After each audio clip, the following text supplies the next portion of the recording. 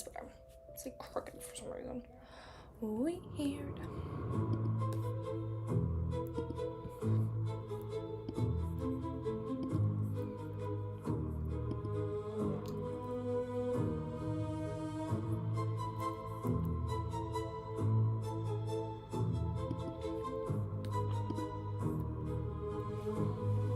Oh my god.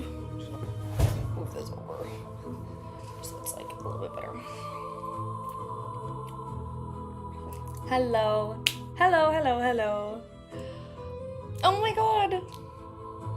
The end approaches. Last two. Oh my god, there's only two. There's only two. Oh my god. I know I'm gonna watch the special episode after this. I'm really excited. I get to watch. I haven't even, here's the thing, I was away, so I haven't even watched the first special episode. I have to watch the first one and the second one, so I have such a busy night ahead of me of so much Lord of the Mysteries. It's amazing. Also there's only 2 streams left. Oh my god. Oh my god. It's coming up so quick.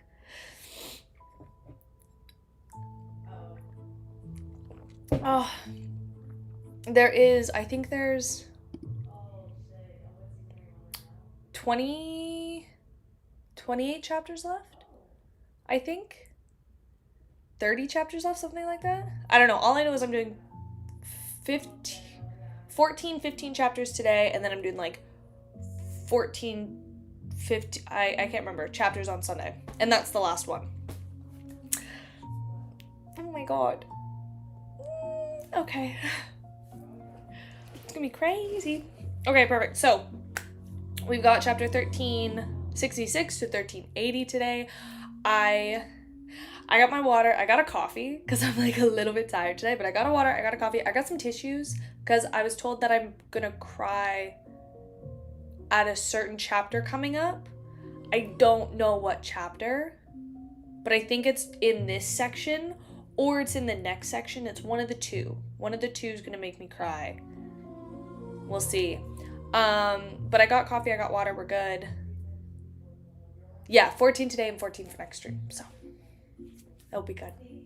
Oh my god. Oh my god, oh my god.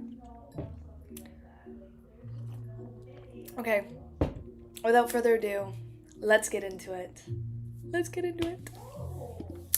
Okay, chapter 1366, setup. Retracting his gaze, Klein cast his gaze at the beyonder characteristic that Polly body had produced.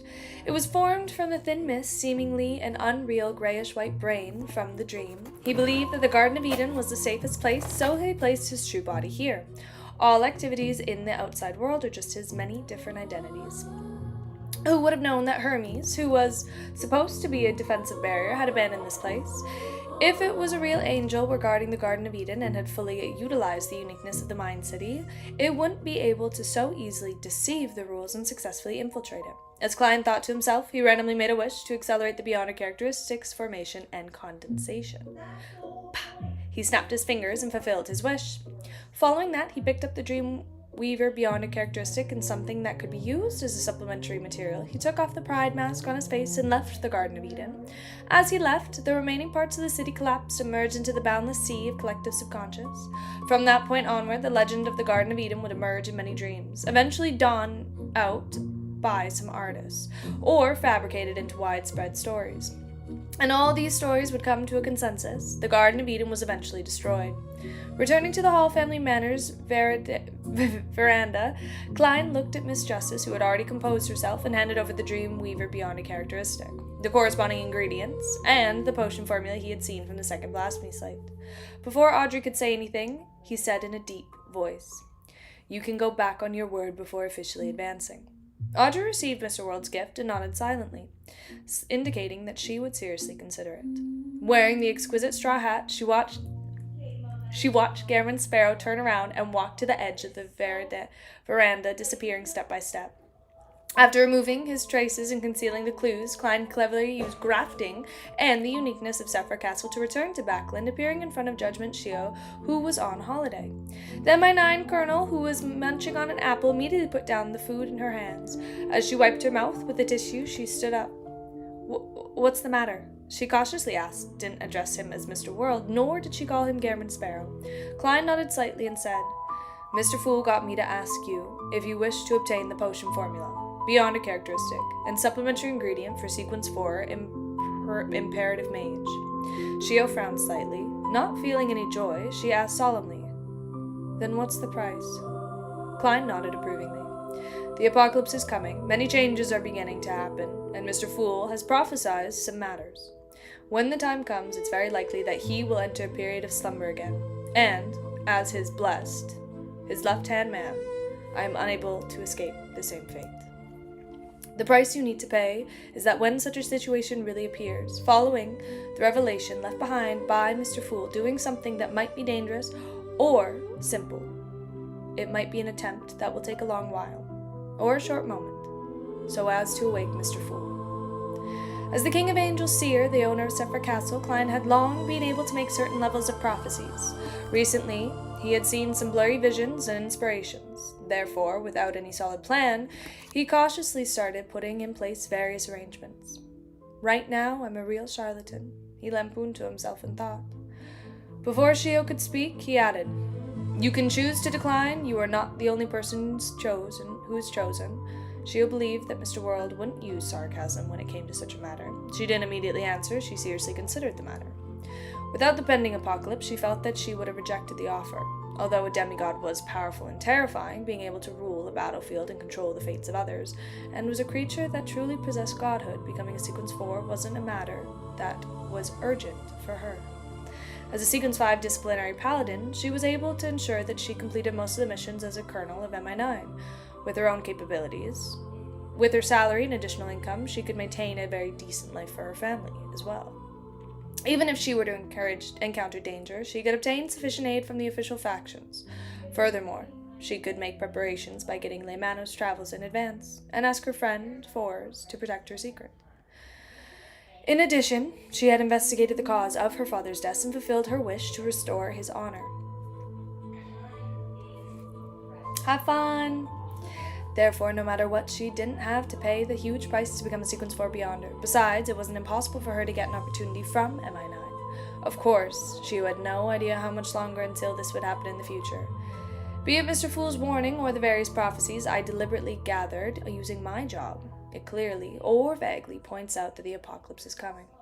There are only 16 years left. Shio subconsciously turned her body to look at the second floor.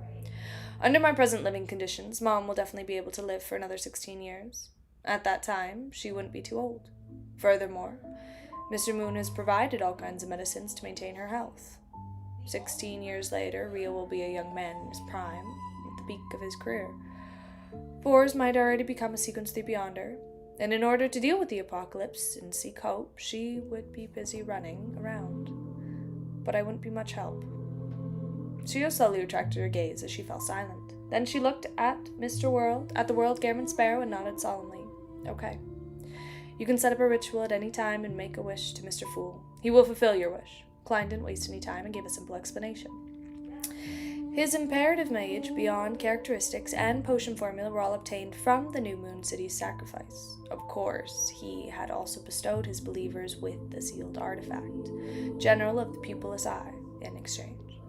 After Shio made her decision, she stopped worrying about the matters and said, Wendell apparently went to Utopia, but strangely, he returned the very night and didn't go to court to testify. That makes him puzzled and worried. Tell him that there's no need to worry about this matter anymore. All the people of Utopia were buried in a natural disaster. With that said, Klein turned to walk into the spirit world.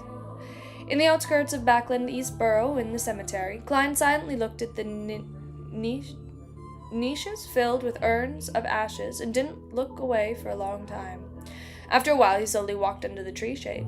He took out the historical projection of the adventurer's harmonica and blew it. With 4 blonde, red-eyed heads and dressed in dark and complicated long dress, Renette Tinker immediately walked out of the void.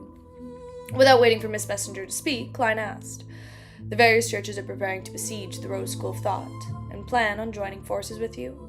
Is there anything I can help you with? He had learned of the matters from Leonard and Emlyn. Renette Tinker's 4 blonde heads said, There's nothing for now.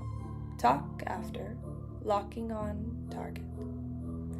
That is to say that, with the interference in divination and prophecies and the protection from the outer deities like the Mother Tree of Desire, Primordial Moon, as well as the King of Angels like the Chained God, the Rose School of Thought demigods aren't that easy to find. They need a certain amount of time to employ various strategies. That's right. Even a Rhodes wouldn't dare spy on them under such circumstances. Perhaps I can summon its historical void projections. Klein thought for a moment and said, if there are items directly related to them, using them as a medium, I can lock on to the corresponding targets.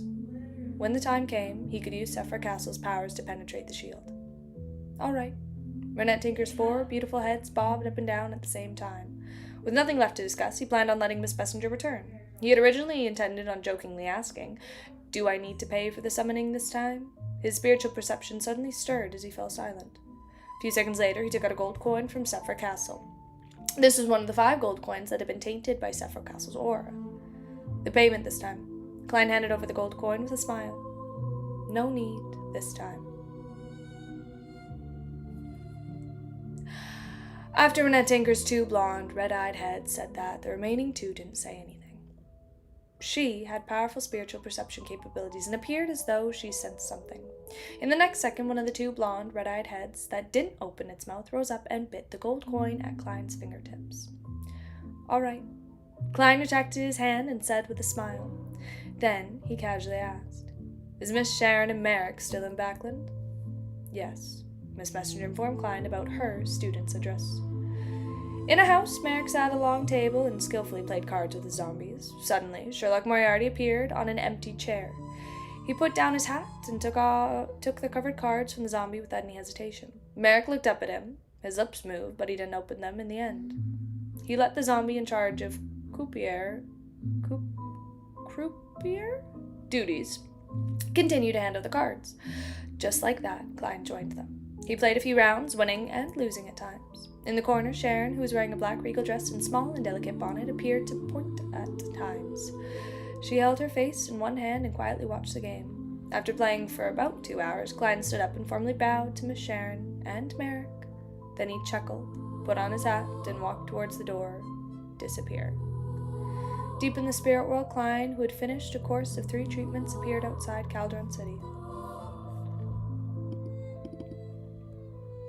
Aww. I'm gonna take a wild guess. Was that the last time Klein sees them? It was kind of giving last time Klein sees them. I also know that he was doing a lot of things, like seeing a lot of people that ground him, because he needed to before he went to Calderon City, but still sad. As he didn't know what state Amon was in right now, Klein didn't dare delay. After his mental problems were resolved, he immediately came to Calderon City and prepared to obtain a river water of the River of Eternal Darkness. He became it because it involved a Sephra. He could only vaguely see some visions when using divination and making a prophecy. He couldn't accurately make a judgment. After surveying the area, Klein raised his hand to summon the historical void projection a few minutes ago, allowing his true body to return to Sephra Castle. His consciousness then shifted to the projection, making it corporal. Following that, Klein grabbed the void again and pulled out the Staff of the Stars historical projection.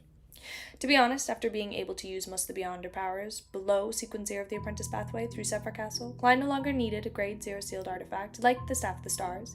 He could basically replicate whatever mystical effects it had without the negative effects. However, he always felt that an angel still had to possess a close combat weapon because it was possible to fall into the region that nullified Beyonder powers at the same point in time. In the mysterious world, it was definitely something that could happen, but the law restricted from the Arbiter pathway or the Beyonder effects of a particular outer deity, it was possible to achieve similar effects.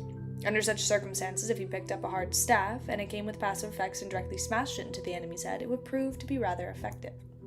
As a king of angels of the seer pathway, making preparations in all aspects was an instinct. After weighing the Staff of the Stars and pressing down on his top hat, Klein took out a golden bird-shaped accessory from Sephra Castle and placed it in his left breast pocket. Then he took a step and entered Calderon City, the divine kingdom of ancient death, Phoenix ancestor Grey Grace. The first thing that entered his vision was a huge, bottomless pit. All sorts of strange buildings circled around the deep pit and extended downwards in circles, forming a grand city that was beyond the understanding of ordinary people. Some of the buildings were standalone houses that stood atop pale white stone pillars, while others were huge rectangular coffins that there were no windows and the doors were on the roofs. Some of them were just tombs with gravestones at the entrance, while others were constructed from all kinds of bones, making them seem rather messy. The closer to the bottom of the pit, the more intact the buildings were, and the closer they got to the top, the more they collapsed, filling with the decay and ruin of time. With just a glance, Clyde made a faint grayish-white fog appear around him. He directly used Sephra Castle's status to resist the laws of Calderon City, which turned all living beings into the dead. To him, becoming a dead person wasn't a negative effect, but he didn't like the cold and indifferent feeling. The grayish-white tide that rose previously has receded. Klein, who was wearing a top hat and trench coat while carrying the staff, nodded in thought. With one step, he stepped deep into Calderon City, which could be seen with the naked eye. This time, he used the marauder pathways beyond her powers to steal the distance of his perception so as to avoid being entangled with various dangerous monsters that were active in the mysterious city. This wasn't something he was afraid of. The ones who should be afraid were the monsters. If it wasn't for the fact that he didn't wish to waste time, he wouldn't have minded taking the opportunity to gather a batch of marionettes and make up for the lost causes by the destruction of Utopia. Apart from this reason, Klein was still cautious in something else. Calderon City was a city of the dead.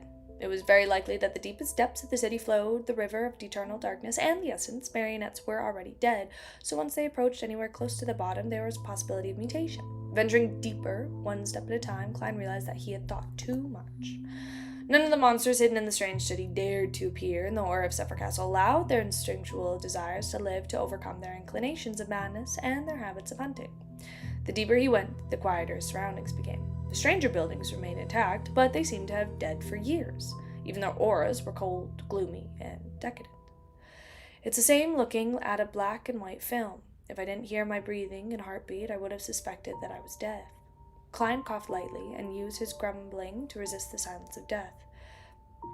His intuition told him once he got used to the environment, his body and mind would become still and silent. Then he would truly die in the full meaning of the word. The closer he got to the ground, the stronger this feeling became. As he kept stealing the distance. Hi! Stealing the distance, Klein proceeded forward for a long time before finally seeing the bottom of the pit. No, this wasn't the true base of the pit. It was just a huge, black palace that stood in the way. The palace was propped up by columns. There were all kinds of bones and different corpses placed embedded in them. Some parts of the palace were even covered in blood. They belonged to different races. Klein stared at it for a few seconds. Without any hesitation, he carried the staff of the stars and entered the palace through the open door. On both sides of the hall were different types of coffins in different colors. They sat silently as if they had already been withered by death. As Klein entered, there was a sudden noise coming from inside the coffins. It sounded like rusted joints opening. The grayish-white fog around Klein thickened again as the coffin suddenly quieted down. Ignoring them, Klein walked to the depths of the hall. There was a grayish-white stone staircase descending with huge stone mountain directed in the entrance. At the top of the stone monument stood a long and slender statue that resembled a giant bird made of bronze. The wings had all kinds of pale white symbols. Under the bronze bird-shaped statue, the surface of the stone monument was written in text that originated from language of the dead. Their shapes were all different, looking like simplified birds of coiled snakes that looked different. They formed a few indistinct words. Even deities could not escape. Imprisonment, even in death. This was a warning to all living beings who came to Calderon City to not go down the stairs. It directly leads to the river of eternal darkness.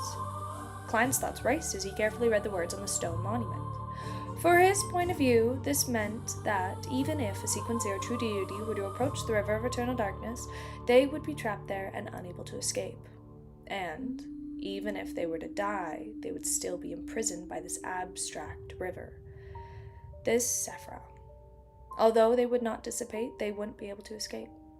From the looks of it, it's just like the Chaos Sea. Without any Sephra protection, merely approaching the river of eternal darkness will result in a terrifying mutation.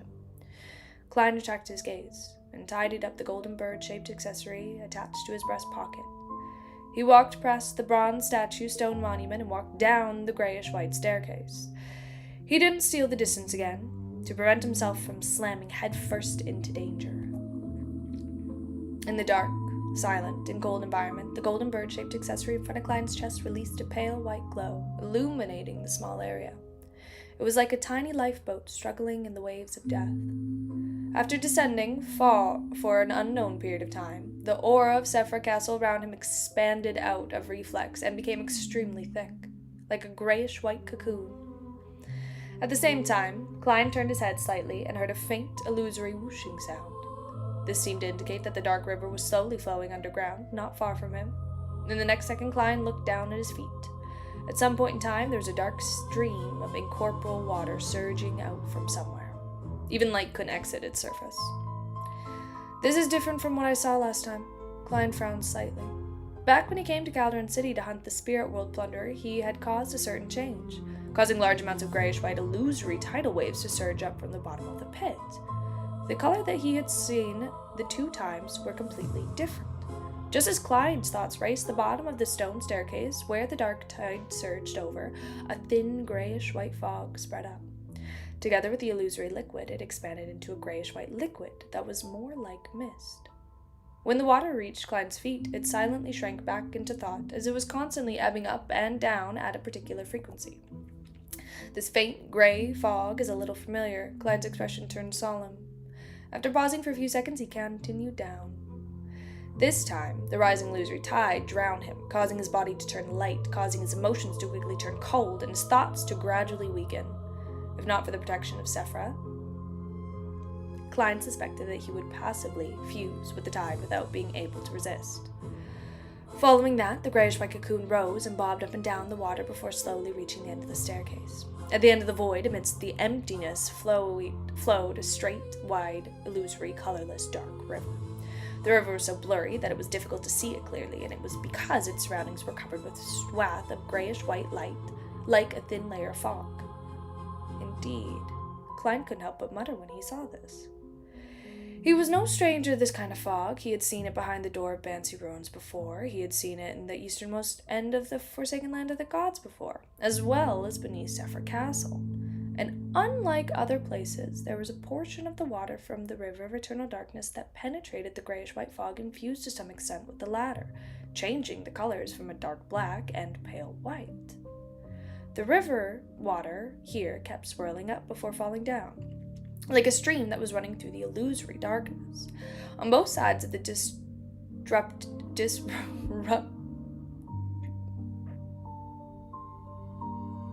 distributary stood huge and pale white stone pillars. They seemed to be supporting something, preventing whether it would be from collapsing. At this moment, between the stone pillars and on the banks of the distributary, countless blurry, translucent figures were pacing back and forth, slowly but unnecessarily. Among them, the most eye-catching one was a seemingly lost figure that would occasionally enter into the depths of the distributary before turning around. Yet, it didn't seem like it could leave the river. It was huge, similar to a stone pillar around it. It had a heavy black robe draped over it, and from its side profile, it looked very, very old. Suddenly, it turned its head and looked at Klein. Its face had obvious southern continent characteristics, but it had already rotted away. White feathers stained with yellow, pale oil grew out. Klein knew him, and he was Mr. Azek's father, the death of the Fourth Epoch, Emperor of the Underworld, Salinger.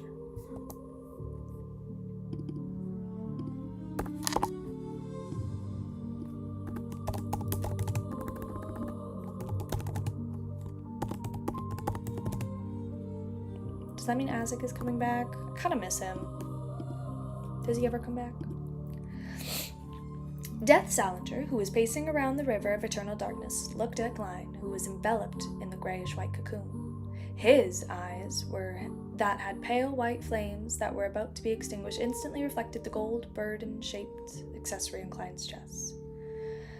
In the next second, a deep roar came from his rotting mouth, reverberating above the river, causing the entirety of Calderon City to visibly shake. This disruptory that occasionally rose up and plunged down, sometimes dark and sometimes pale white, reached the end of the stone staircase and, rising of the tides, surged toward Klein. During this process, the illusory tide fused with the grayish-white fog, creating a similar color. The grayish-white torrent slammed into Klein's body repeatedly, but it failed to destroy the cocoon around him. Death Salinger's rotting body took a step to the edge of the disruptory, but he couldn't escape no matter what. All he could do was stand there and roar wildly. Klein's gaze swept past him as he looked at the blurry figures loitering around the banks. One of them had already been swept to the center of the disruptory by the surging tide. They couldn't help but sink to the bottom of the river, melting like ice. The remaining ones didn't show any fears. They maintained their blank and lost state, moving back and forth endlessly. At the glance, Klein saw many familiar figures. They were the same person, Isaac Eggers, with his bronze skin and soft facial features. The death console seemed to have it dissociated into multiple selves. They constantly paced between the pale white stone pillars on both sides of the river of eternal darkness. This, as Klein's heart stirred, his right leg suddenly turned cold. He subconsciously lowered his head and saw a pale white hand. His palm penetrated the grayish-white cocoon and grabbed his calf. The owner of the palm floated and surged toward torment, and like a water ghost, it attempted to pull Klein into the depths of the water. Its attack could actually ignore the aura of Sephra Castle. Sensing Klein's gaze, the pale white palm's owner raised his head and revealed his face. He had black hair and brown eyes, and his facial features were ordinary, and he had a scholarly air. Klein Moretti. The water ghost was Klein Moretti. In the next second, Klein's left leg, right shoulder, and left arm were being grabbed by different pale white hands. This made him feel cold all over, as if his spirit body seemed to freeze. He couldn't even use his Beyonder powers, and it was impossible to resist. The three pale white hands belonged to different blurry figures, while the different blurry figures all had the same face, Klein Moretti's face. Under the pull of the four watery ghosts, Klein's body gradually separated from the grayish-white cocoon and sank into the torrent. His body became colder and colder, and his thoughts gradually fell into silence. His vision gradually darkened, and eventually there was only dark, ebbing waves. Above the gray fog in the ancient palace, Klein's consciousness returned to his original body. Then, without any hesitation, he extended his palm and used the powers of Sephra Castle to steal an item from the latter through his connection to the historical projection. The golden beam of light flashed as Klein held the golden bird-shaped accessory. At the same time, he stopped maintaining the historical void projection. The drowning figure disappeared from the eternal night flood. It can ignore the aura of Sephra Castle, which means that those four figures truly are me. But why would I be trapped in the stream of a river of eternal darkness? Pacing about endlessly. Four figures. Klein's expression was solemn as he gently tapped the edge of the long molten table. He gained some inspiration amidst the tapping. The words four, souls, and death corresponded to the reality that he had died 4 times and had revived 4 times. Of course, after becoming intended mysteries, the 4 resurrection opportunities had been reset again. Every time I die, regardless of whether I successfully revive or not, I will leave an imprint in the river of eternal darkness. I died 4 times, so there are 4 figures wandering the banks of the river of eternal darkness. Klein roughly grasped the crux of it before he sighed inwardly. The river is indeed a Sephra, as expected of the symbol of death, repose, destination, endpoint, and darkness. This is what the goddess meant when she pointed out that all encountered different kinds of danger.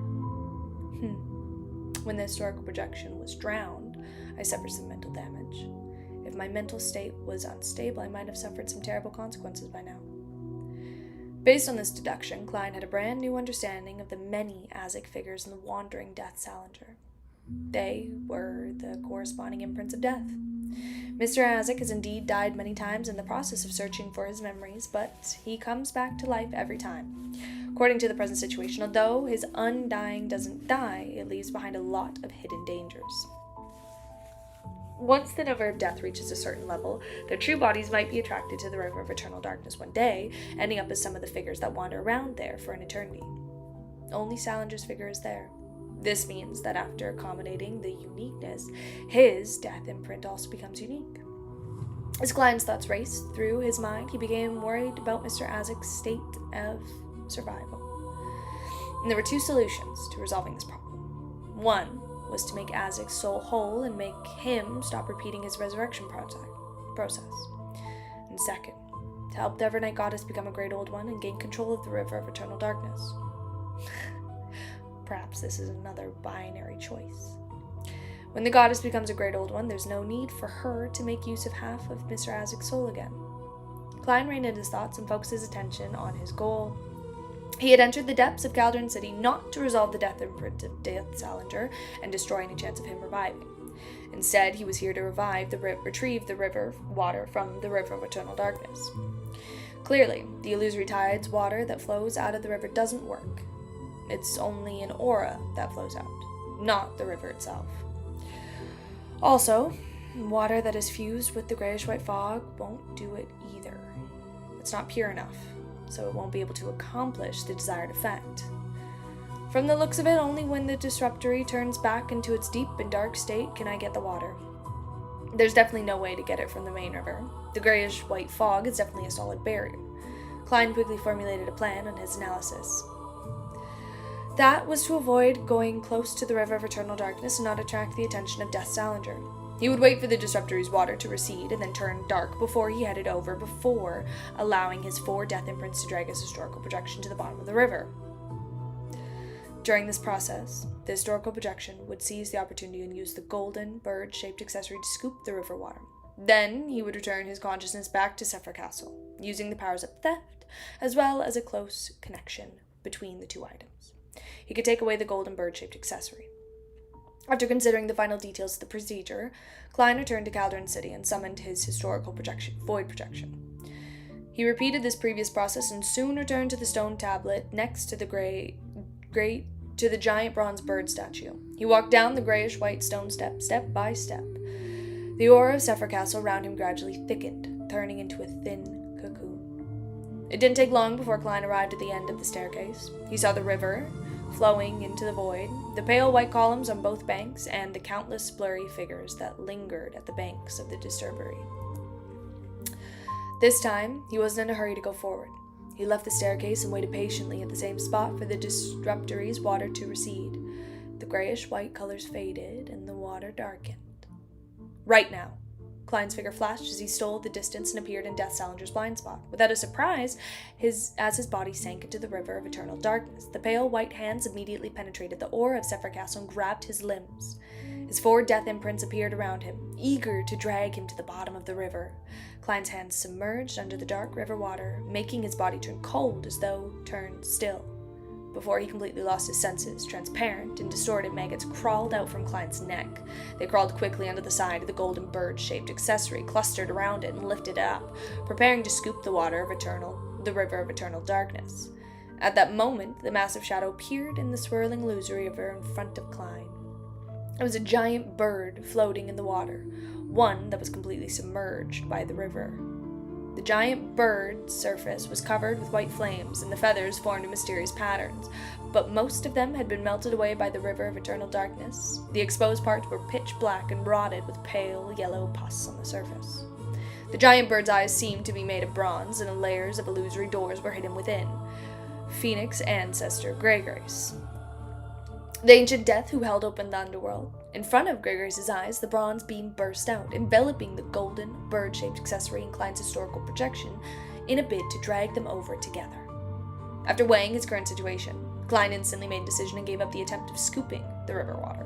His consciousness immediately returned to Sephra Castle, and he stole the golden, bird-shaped accessory. His historical projection dissipated. There's danger in the water, too. The ancient god, Phoenix ancestor, has completely sunk into the river. If the goddess can truly accommodate the uniqueness of the death pathway, and if Salinger can't use the opportunity to revive in his body, he should also sink to the water like Greygrace. And the death imprint of Greygrace will melt further.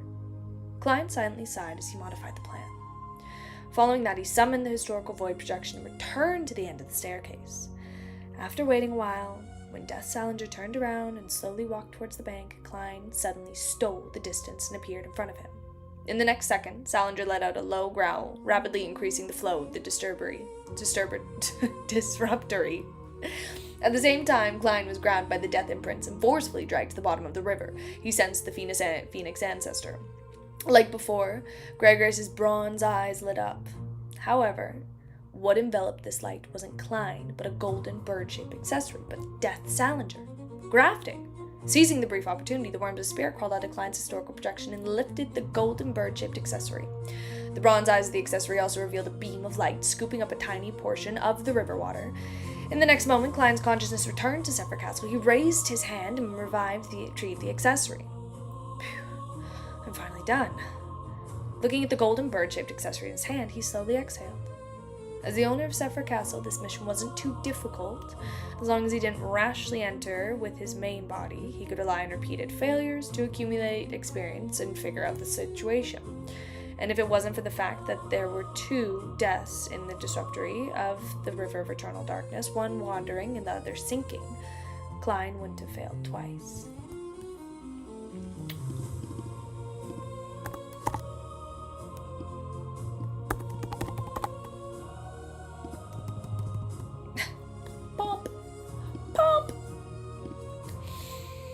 After weighing the bird-shaped golden accessory in his hands, Klein quickly returned to the real world. He casually picked up an empty plot of land and set up the altar to hold a sacrificial ritual.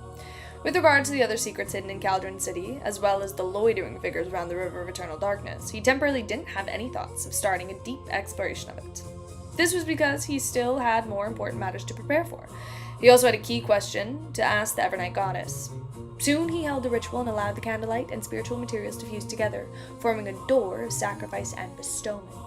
Without any hesitation, Klein placed the bird-shaped golden accessory onto the wind, allowing it to slowly pass through the mysterious door and vanish into the endless darkness. In the next second, he sharply noticed that he had been dragged into a dream.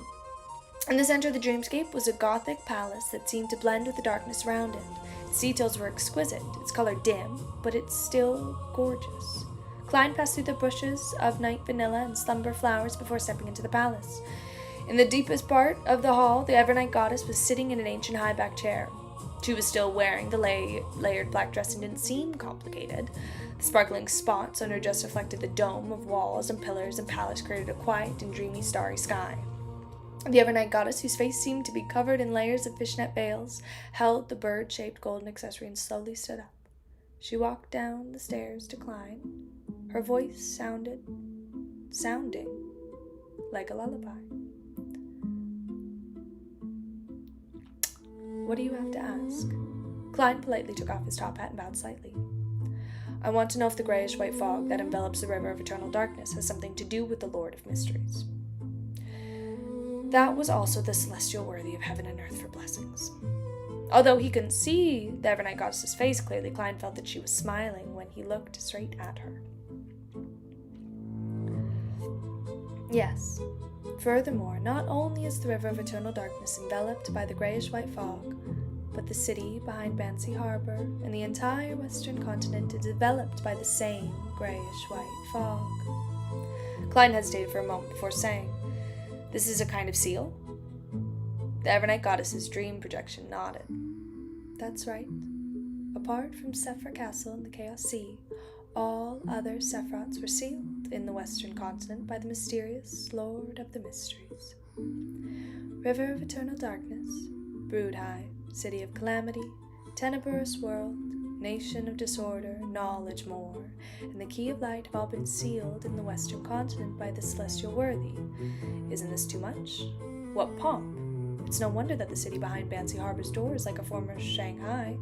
This is the City of Calamities affecting the city of the real world, as well as Bansi. Then, to a certain extent, it has caused certain changes. Klein was enlightened and amazed. Back when he saw the scene behind the door of Bansi, he had suspected that it had something to do with the western continent. Furthermore, according to the clues that Bansi was the headquarters of the Red Angel Medici's family, he suspected that behind the door was a reflection of Sephra and the City of Calamity. After a moment of silence, Klein didn't conceal the feelings. He sighed and said, The power of the Lord of Mysteries far exceeds my imagination. How could such a great old one, who is known as one of the pillars of the universe, silently perish? The Evernight Goddess's dream projection shook her head. It wasn't silent. From the clues that were available, he died together with the God Almighty of ancient times. That God Almighty's corpse formed the first blasphemy slate in the Chaos Sea, and besides, it was the uniqueness of the Marauder pathway. In other words, in the middle of the First Epoch, the Lord of the Mysteries and God Almighty had a battle that was abnormally intense, but didn't cause much of a stir. In the end, both perished. This can explain why the ancient sun god had the uniqueness of the grazed uniqueness of the Marauder pathway when he walked out of the Chaos Sea. It was ripped off by the ancient god Almighty from the Lord of the Mysteries. Amidst his thoughts, Client asked in puzzlement, why would they want to kill each other? They are both pillars and aren't from similar pathways. They shouldn't be any life and death conflicts that can't be resolved. The Evernight Goddess's dream projection said gently, convergence is an instinct. The higher the level, the stronger the instinct. The Lord of Mysteries and God Almighty of ancient times were unable to restrain themselves from converging together, becoming an embodiment of the entire universe, which is also the innate instinct of the original creator. The crazier one becomes, the stronger they become. And beyond cunning, powerful, terrifying, and filled with wisdom, there's such a side to the celestial worthy of heaven and earth for blessings? Klein thought for a moment and said, that Lord of Mystery and God Almighty of ancient times are, in essence, different sides of the original creator?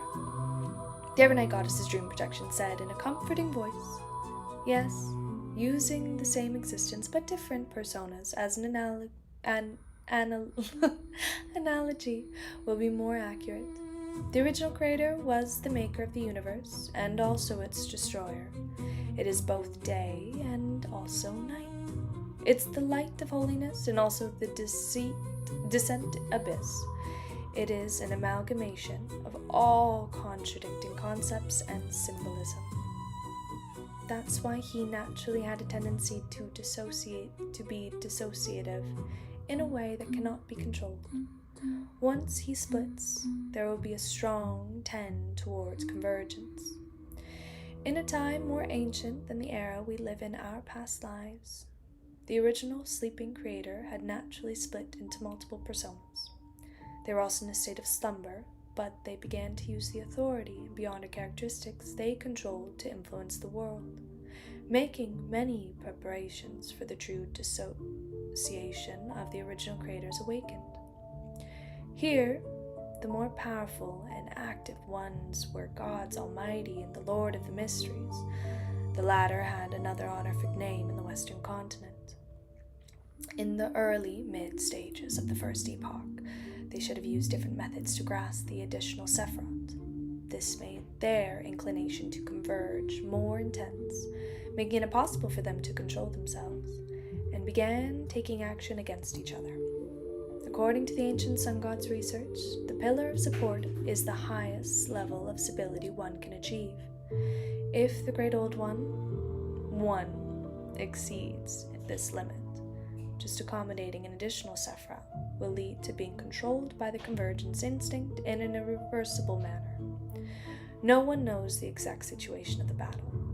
Even the seven lights of the spirit world do not know. We only know that from the fateful moment onwards, the two great old ones known as the Pillars vanished completely. As for the other Sephiroth, other than the Chaos Sea and Sephir Castle, they were sealed by Sephir Castle's powers in the Western continent. That was once the territory ruled by the Lord of the Mysteries. This setup led to a problem. It was that, before the reappearance of the Lord of the Mysteries, the God Almighty, and before removal of breaking of the Western continent's seal, no sequence zero in this world could become a great old one to resist the outer deities. As the apocalypse approaches, this problem will force all true deities to nurture a Lord of the Mysteries or God Almighty, and the former, Lord of the Mysteries and God Almighty, are likely to awaken in their bodies. Therefore, the sealing of the other Sephiroth was done deliberately by the Celestial Worthy, preventing the latter Sequence Zero true deities from deliberately avoiding this pathway, killing the chances of the birth of a new Lord of the Mysteries. And as long as the new Lord of the Mysteries is born, he has a chance of being revived and completely awakened. Isn't this too sinister? From a certain point of view, there's no need to be afraid of others knowing this arrangement. The more entities that know of it, the more they will be inclined to quickly support the growth of a Lord of the Mysteries, so as to prevent them from only having a few years towards the end to gaining control of their corresponding Sephiroth. The more Klein thought about it, the more terrifying the Celestial Worthy appeared. This made him sigh inwardly. As expected of a pillar that can make the genie fall into such a predicament to this day, Klein immediately asked, "Then why didn't you support the growth of the Lord of the Mysteries in the Fourth Epoch?" He actually knew the answer to this question. As time passed, as the original creator's different personas, the Celestial Worthy and God Almighty will have their wills constantly weakened. The closer they got to the apocalypse, the weaker the corresponding will became. This made those of the future be able to resist this, suppress them, and avoid losing themselves. This could be proven by the fact that Adam had waited until recently to advance to Visionary. The Evernight Goddess's dream projection revealed a smile. Back then, Amon and Bethel were unwilling. All of them wished to make all sorts of preparations, hoping to make the attempt when the apocalypse was approaching. As for Salinger, he planned to use the River of Eternal Darkness to fuse with the Red Priest's uniqueness to create a brand new Great Old One path. Then, he went mad. He wasn't able to resist the desire for converging the Twilight and Evernight pathway. Death was also forced into such circumstances. On the one hand, the apocalypse was only 1,000 years or so away, and on the other hand, the River of Eternal Darkness had been sealed by the Celestial Worthy, a pillar. This prevented him from attempting to control it. It's too sinister. Too much. Klein couldn't help but be inwardly criticizing of the Celestial Worthy. At this moment, this Evernight Goddess dream projection continued. The seal on the western continent is gradually weakening this time. The Sephiroth will instinctively or consciously use their symbolism to corrode the uniqueness of a high sequence beyond a characteristic, the land on them to influence the outside world. The first to seep out energy was the River of Eternal Darkness. In the second epoch, it formed a disruptory through Greg race. After that, in the fourth epoch, traces of more Sephiroth began to appear in the northern and southern continents and the islands over the 5 seas.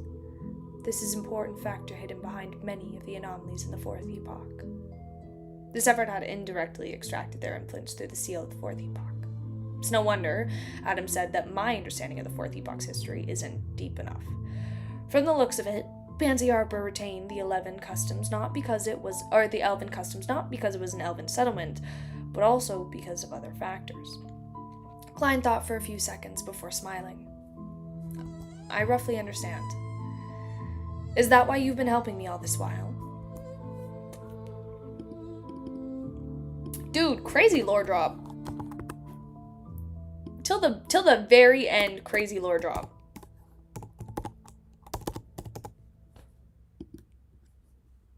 My God.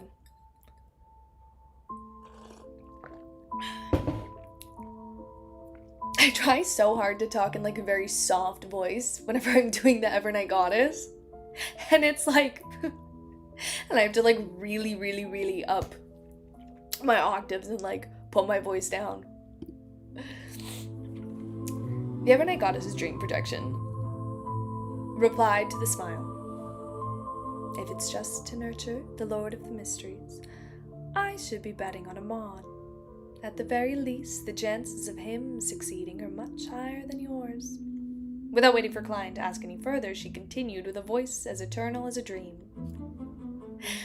The era that is buried in the past of the memories shared between us, and also the critical period in which our humanity was born, sprouted, and nourished.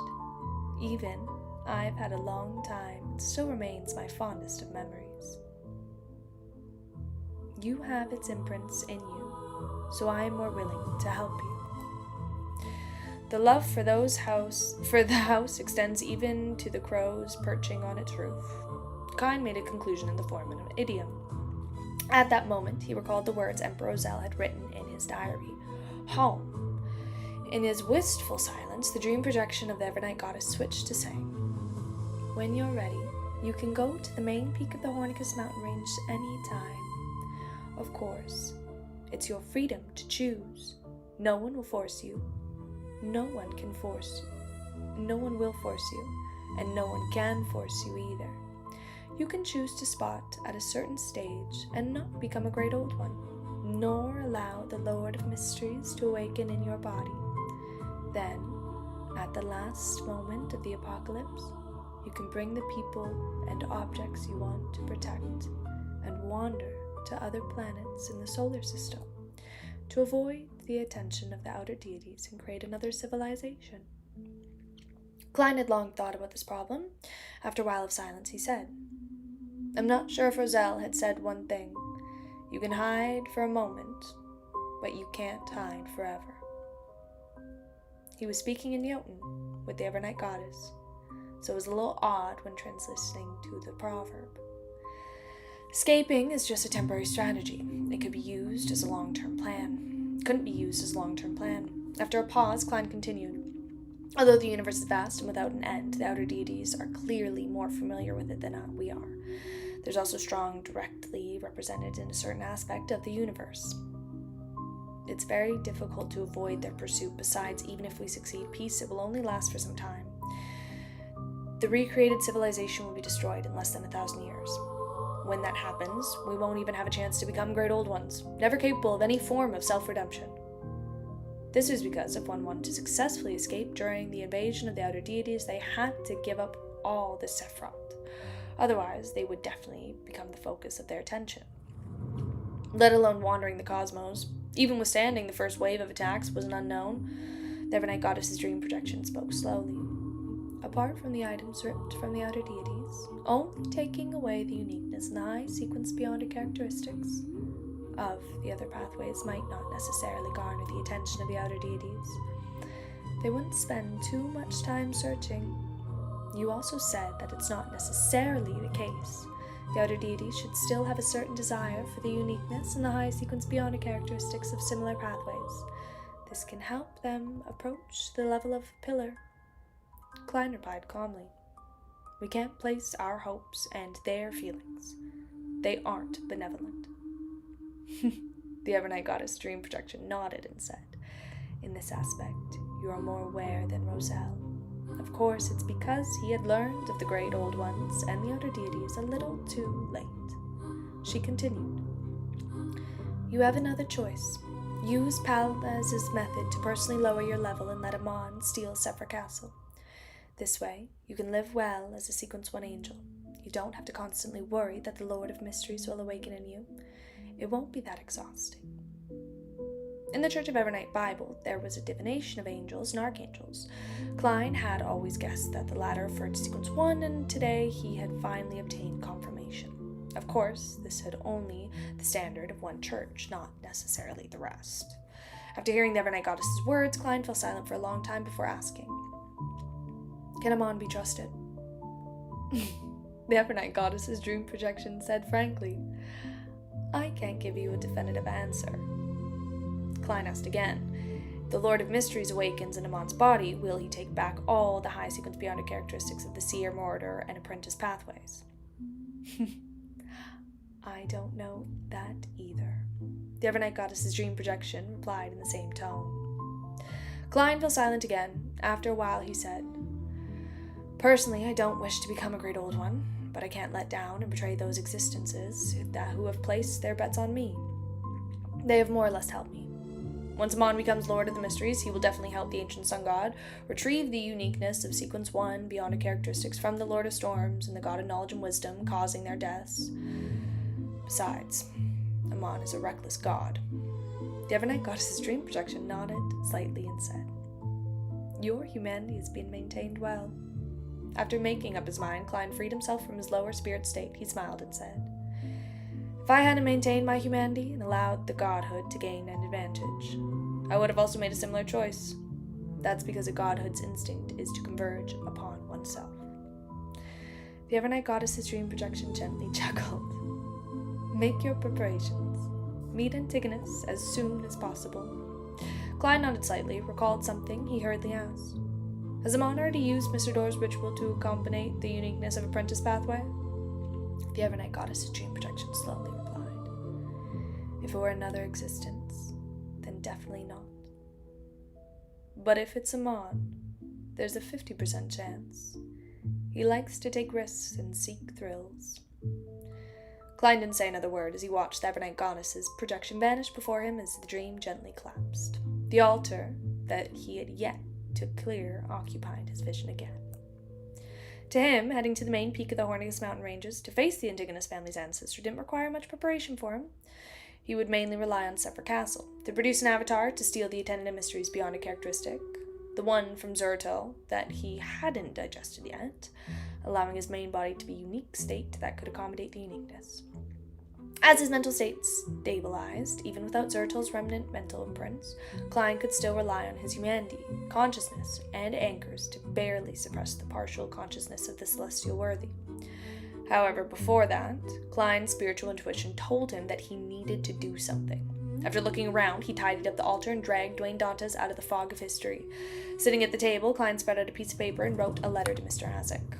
As he hadn't been a while since he wrote the previous letters, there wasn't much content.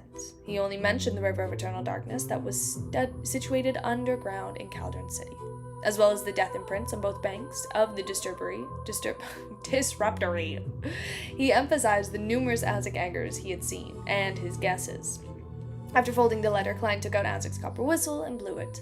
The skeleton messenger appeared in the size of a normal human, and knelt down on one knee and opened its palm. After Klein handed the letter to it, he took out a gold coin from Sephir Castle. "This is the thank you for all the work you've done. If you can't accept it, hand it to your master and let him decide." The gold coin was one of the transformed gold coins that had been tainted by the aura of Sephir Castle. He had already used one to pay Miss Messenger's fee, and he had lost one to Merrick when he had played cards. The skeleton messenger was stunned for nearly 5 seconds. But he didn't dare disobey Klein's words. He clasped the letter and the gold coin from his bony fingers. It disintegrated and fell to the ground like a waterfall before drilling into the ground. Following that, Klein took out another gold coin and placed it in his pocket. At the same time, he made the worms a spirit on his duty in Sephir Castle to take a look at certain Crimson Star. East Balam, in the cathedral belonging to the Evernight goddess. As the first batch of demigods preparing to besiege the Rose School of Thought, Leonard Mitchell had already used the sealed artifact to reach the southern continent. However, he had no progress in time, this time being. This was because the Rose School of Thought's demigods seemed to sense the danger in the air as they simultaneously hid themselves. This made Leonard have no choice but to wait patiently, ready to answer the call of any dispatches. While he had nothing to do, he wore his red gloves and entered the cathedral's prayer hall. He did his daily prayers in rather devout manner. In the dark and serene environment, he seemed to fall asleep. After an unknown period of time, Leonard opened his eyes and stood up. He walked down the aisles towards the door. At that moment, he saw a familiar figure. It was Klein.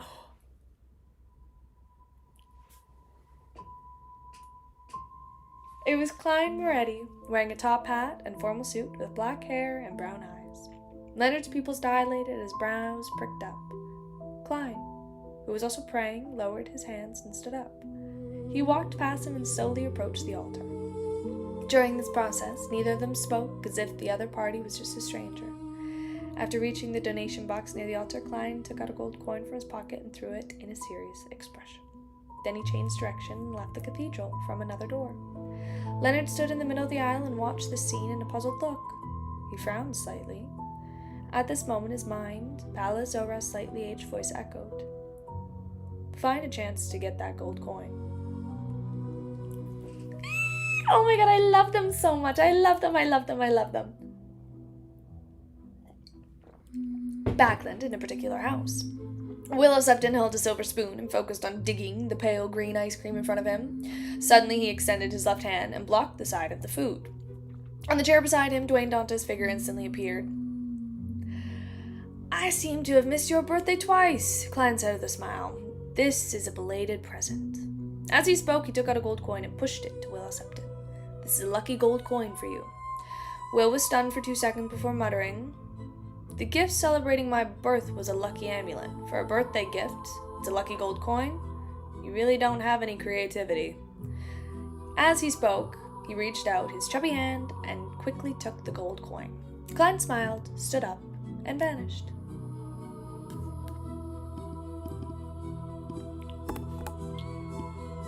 Oh my god, they don't need any words. I love them so much.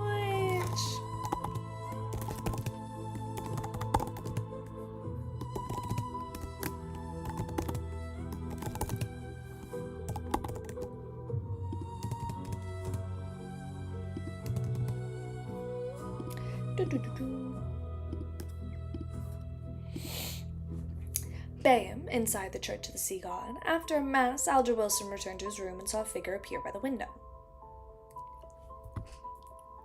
It was Garamond Sparrow, in a top hat and trench coat. Without waiting for Alger to speak, Klein took 2 steps forward and solemnly said, "I have come under Mr. Fool's orders." He habitually acted as an attendant of mysteries. Alger immediately lowered his head and pressed his right hand to his left chest. "Praise Mr. Fool." I love him. Klein nodded slightly and took out an item from the junk pile of Separate Castle. Alger's eyes immediately reflected the short scepter made of bones. The tip of the scepter was embedded with tiny blue gems. A small number of them were dyed black, and a small number was covered in the light of dawn. Around it were countless pure points of light, and the sounds of illusory prayers emanated from it, stacked and holy. Alger's eyes widened as he couldn't help but reveal a hint of greed. As a Sequence 4 demigod of the Sailor Pathway, he was extremely certain that the white bone scepter before him was a symbol of the sea god's identity, level, and strength. As he endured the slight dizziness from the prayers, he cast his gaze at Mr. World, waiting for the deity's attendant to speak. Klein raised the sea god's scepter in one hand and said with a solemn expression, "This is Mr. Fool's gift and a sign of trust, as well as a reward for protecting a large number of believers. No matter what happens in the future, you are to keep following Mr. Fool's instructions and do your best to complete the missions he gives." Alger acutely sensed the hidden meaning. He suspected that Mr. Fool would encounter something in the future, causing him to suffer injuries or enter a nadar state. At the thought that he had already left the Church of Storms and had no way out, Alger pressed his right hand to his left chest and replied loudly, "My fate lies only with Mr. Fool." Upon seeing this, Klein secretly nodded before repenting what he had said to misjustice and misjudgment. This made Alger have a sigh of relief. After all, knowing what might happen in the future was better than not knowing anything. No, Alger's like, everything has been worth it. Everything's worth it. Without hesitation, he repeated his words in a serious tone. Klein handed the sea god scepter to him. "You should get used to the sealed artifact in the daily life as sea god. Once you finish digesting the cataclysmic interior potion, use it to concoct the potion. The prior acting will reduce any difficulty of advancing." In fact, Klein could now remove the grafting and transfer the concept of sea god, which was directed at him, and Separate Castle to Alger, allowing him to directly become half a sea god. It would allow him to better adapt to his identity and better act in advance. However, considering how he was about to accommodate the Fool's uniqueness, he needed sufficient anchors to balance the consciousness of the celestial worthy's awakening. He couldn't be missing the sea god's believers. Klein decided to wait until the condition he stabilized before completely transferring everything that was related to the sea god. Currently, Alger was an attendant, more suitable to wield the authority, helping a deity listen to respond to prayers without enjoying the corresponding anchors and identity. The sea god scepter owner was still Klein, as everything still pointed to him. This was a miraculous using of grafting. Alger expressed his excitement and joy and answered Garamond Sparrow sincerely and received the sea god scepter. Then he deliberately asked, "What negative effects does this sealed artifact have?" Mr. Fool has already applied a certain seal to it. The negative effects of the sea god scepter have been greatly reduced. Klein said simply, "It will only make the wielder more irritable and cause the spirit to be in a certain state of chaos. In addition, it will drain the blood of surrounding creatures every month. You can fly to the sea or an uninhabited island ahead of time." That's still manageable. Alger secretly heaved a sigh of relief before asking what beyond powers the scepter had. After Klein briefly described it, he vanished. In the ancient palace above the grey fog, after finishing additional preparations, Klein sat on the fool's chair and conjured a piece of goatskin and a dark red fountain pen. He began analyzing the possible developments at the main peak of the Hornicus mountain range when he faced the Antigonus family's ancestor. If everything goes smoothly, and I enter the final stage of accommodating the fool's uniqueness, the goddess will definitely have to remove the concealment. This is because this is the only way to allow the region to interact with reality, allowing fate to connect, thus achieving the effect of fooling fate. From Mr. Dorothopotheth's ritual, the commotion caused by accommodating the uniqueness is definitely not trivial. Once it's not concealed, this matter will definitely be detected by other deities. Furthermore, those who are concerned about this matter must have been watching from the main peak recently. Once there are any changes there, they will immediately know. In such a situation, there's no doubt that there will be interference, destruction, assistance, and support. It's very important to find out who's foes and who's allies. Otherwise, there's no way to make targeted preparations. The goddess is definitely on my side. If she were an enemy, it would have been concealed countless times. It's impossible for me to grow to this level. To put it simply, she has many opportunities to sell me out. Furthermore, she could sell it at a very good price previously. Furthermore, to her, it would definitely affect her ability to support who becomes Lord of the Mysteries. That's why she can make a decision based on her preferences. Adam is currently unable to bypass the seal and obtain the River of Eternal Darkness. The ones who do not wish for Amon becoming a Lord of the Mysteries were most the Eternal Blazing Sun, the Lord of Storms, and the God of Knowledge and Wisdom. When someone attempts to destroy my ritual and accommodate the Fool's uniqueness, they would definitely help me directly provide help. Apart from these 4 deities, the remaining sequence zeros are Visionary Adam of the True Creators and the True Creator are Amon's father. The probability of helping him is definitely higher than them being on the sidelines. Earth Mother has placed a bet on me through Emlyn, but it's not necessarily the case that she would definitely help me in a critical moment. To her, waiting patiently for the outcomes when there's no interest at play is the best choice. The primordial demoness condition is odd. It's possible for her to make any choice. The attitude of the god of sea machinery is ambiguous. It's more likely for him to remain neutral or privately make a deal with Amon and Adam. I don't have any chips to move on him. Other than these true deities, there are some uncommon sequence zeros or the consciousness in existence that are nearly at sequence zero. The Lord of the Abyss, also known as the Dark Side of the Universe, is suspected to have been invaded by the Mother Tree of Desire. He would occasionally respond to the prayers of the Blood Sanctify sect. It has been a long time since he exerted any influence on the real world. Likewise, the Chain God is in a similar situation. What they will do only depends on the Mother Tree of Desire's thoughts. And the other deities, delaying the birth of the Lord of Mystery should be a consensus. Under such circumstances, stopping me from being able to accommodate the Fool's uniqueness will only cause me to be an absolute disadvantage in competition with Amon, allowing the competition to quickly determine a winner. The most plausible strategy for the Mother Tree of Desire is tacit consent. She might even help me accommodate the Fool's uniqueness, preventing the scales between me and Amon from tilting. After that, she will repeatedly destroy our inclinations in attempts to converge, delaying the birth of the Lord of the Mysteries to the apocalypse. The Red Angel Evil Spirit definitely hasn't recovered to the level where he can be involved in such a matter. The Hidden Sage is very mysterious, making it difficult to guess his thoughts, but he should know that I am hostile towards him. At this point in the analysis, Klein made a conclusion. Allies: the Evernight Goddess, Lord of Storms, Eternal Blazing Sun, and the God of Knowledge and Wisdom. Foes: Visionary Adam, True Creator, and Mr. Air Amon. Neutral, with tendencies to support me, are Earth Mother, Dark Side of the Universe, and Chain God. Neutral, with tendencies to support Amon, are Hidden Sage. Neutrals with ambiguous attitudes, Primordial Demoness, and God of Steam Machinery. Yes, I'll ignore how far Adam and the True Creator have fused. I'll consider the worst case scenario. I'll treat them as Ancient Sun God and treat them as a dual pathway sequence zero True God. The goddess has the uniqueness of Twilight Giant and Death. Although she hasn't accommodated them, she has some level of control of them using the bird-shaped golden accessory as a medium. Even if she can't compare to the Ancient Sun God, she can definitely stall him. I'll also consider Amon as a dual pathway sequence zero True God. At least 2 of the Lord of Storms trio have to be diverted and have a chance to fend him off. From the surface, I'll still hold a certain advantage. Klein looked at the content list and piece of paper as he thought silently. However, this advantage didn't consider the neutral factions. Klein tapped the edge of the long molded table and considered the worst situation. The Primordial Demoness, Hidden Sage, and God of Sea Machinery might all choose to help Amon based on their own secret dealings and their mortality. This way, even if Earth Mother participated in the battle, Klein's side would be at a disadvantage. The God of Sea Machinery and the other gods from the omnipotent and omniscient pathways would cancel out each other. The Primordial Demoness would hold back the Earth Mother, who had just taken back the uniqueness of the moon. The Hidden Sage would face the universe Dark Side and the Chain God, which were controlled by Mother Tree of Desire. The powers that the outer deities could sneak into the world were extremely limited. This gave us Hidden Sage a likely advantage. Furthermore, this cancellation was a calculation based on the ideal conditions. In reality, under the chaotic situation, Amon, who was in charge of the Air Authority, could play many tricks. It was possible that he would be able to find weaknesses in an instant and bypass the obstacles, causing Klein's ritual to fail and make him lose control on the spot.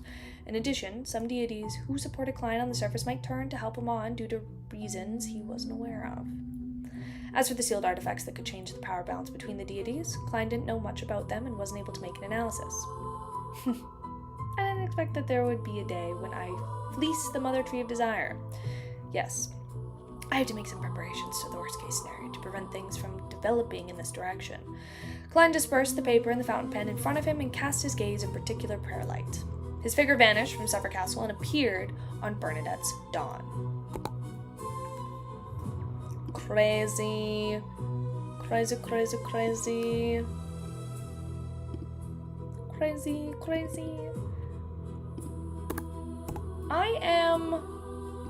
He got a really stacked lineup. I wasn't aware of how many allies he had. He also does not have a lot of allies.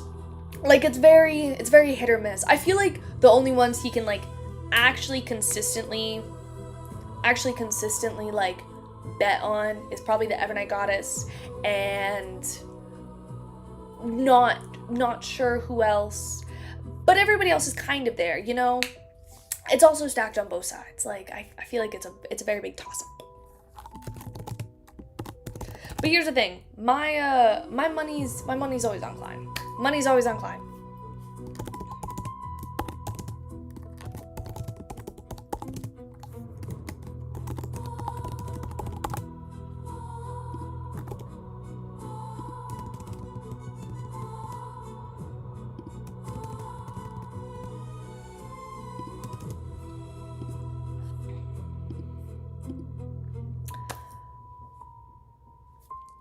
It's okay. You know what? Let's just focus on...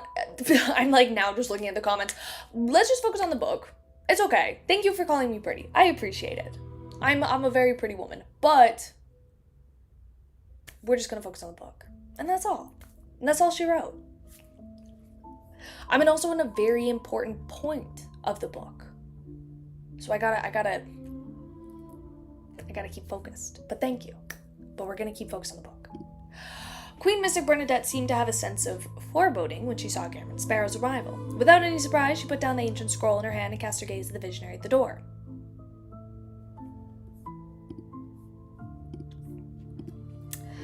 Klein didn't stand on ceremony and said directly, "I wish to borrow the magic mission... magic wishing lamp for a day." Bernadette nodded gently and raised her hand to pick up the magic wishing lamp beside her. Her invisible servant immediately held the unique lamp and brought it to Klein. Klein took it and said in a deep voice, "Thank you." Bernadette didn't make any request. It was as though she was afraid. It was as though she wasn't afraid that she would end up having accumulated an additional wish and dying a strange death. She believed that Mr. Fool would be able to resolve this problem because the existence had displayed its ability the last time. In the next second, Klein, who had transformed into Cameron Sparrow, vanished from the dawn and returned to Sever Castle. When he placed the magic wishing lamp on the table in front of him, he immediately saw the candle wick light up, emanating a sticky light that formed a distorted, blurry golden figure. "You haven't fulfilled your promise yet, so I won't fulfill your wish according to your will again," Genie said with a majestic and dignified voice. "You should know that the current owner of this lamp is Roselle's daughter. The first wish you made was to place her accumulated wishes that could allow her to suffer a backlash at the level above a sequence on you, and this time I won't permit you to transfer her wishes onto yourself." When Klein had used the magic wishing lamp to escape, he hadn't changed the ownership of this grade 0 sealed artifact. It still belonged to Bernadette, and its wielder was still Queen Mystic. Therefore, his wish would simultaneously be accumulated on himself and Bernadette. At that time, his first wish was to transfer the 2 wishes that Bernadette had previously made under his name, to clear Bernadette's accumulated wishes, and he was burdened with 2 wishes. But at the same time, the first wish was to also accumulate, therefore, after it was fulfilled, Bernadette's count became 1 and Klein's was 3. Following that, Klein made a second wish. It would undoubtedly be counted towards both Bernadette and him. Finally, Bernadette's wish count was 2 without exceeding the critical point, and Klein reached 4. Without any surprises, he encountered the backlash from the rules that were at the level of an outer deity. He died on the spot in Adam's corpse's cathedral and successfully escaped. Under the premise that Klein made another wish, it would make Bernadette's wish count reach 3, causing her unavoidable suffer something terrifying. Of course, He could also mimic the first wish he did, previously transferring Bernadette's wish count onto himself and spending 1 chance at revival. However, the genie had already made it clear that he would distort any similar wishes, allowing the wish to be realized in a way that Klein didn't wish to see. It's also because I was in a rush the last time, and Roselle was affected by the primordial moon, so the wish we came up with was definitely flawed. At that time, I should have added a description to make the first wish only count under my name. Or perhaps I should have added another wish between the first and second wish to transfer the ownership of the magic wishing lamp to me. After all, my death would have resulted in the ownership being cleared, and the magic wishing lamp would return to its wielder. As Klein sighed inwardly, he smiled at the genie. You should be no stranger to tampering and reassembling. With your level and current state of this lamp, I can now rely on Suffolk Castle to graft its ownership from Bernadette onto me. Or perhaps we can use different methods and directly use theft. Genie's blurry gold figure fell silent. After a few seconds, he said, although you aren't as cunning as him, you're just as shameless. However, this is of no use. After you accumulate your wishes and die, the ownership of the lamp will still return to Roselle's daughter, and I will distort the rules and place your wish count onto her. Also, I said earlier that before you fulfill your promise, I won't fulfill your wish normally again. Klein maintained his smile. I once again heard a story regarding investors. When the company is in trouble, the ones who are more willing to provide aid will definitely be the original investors.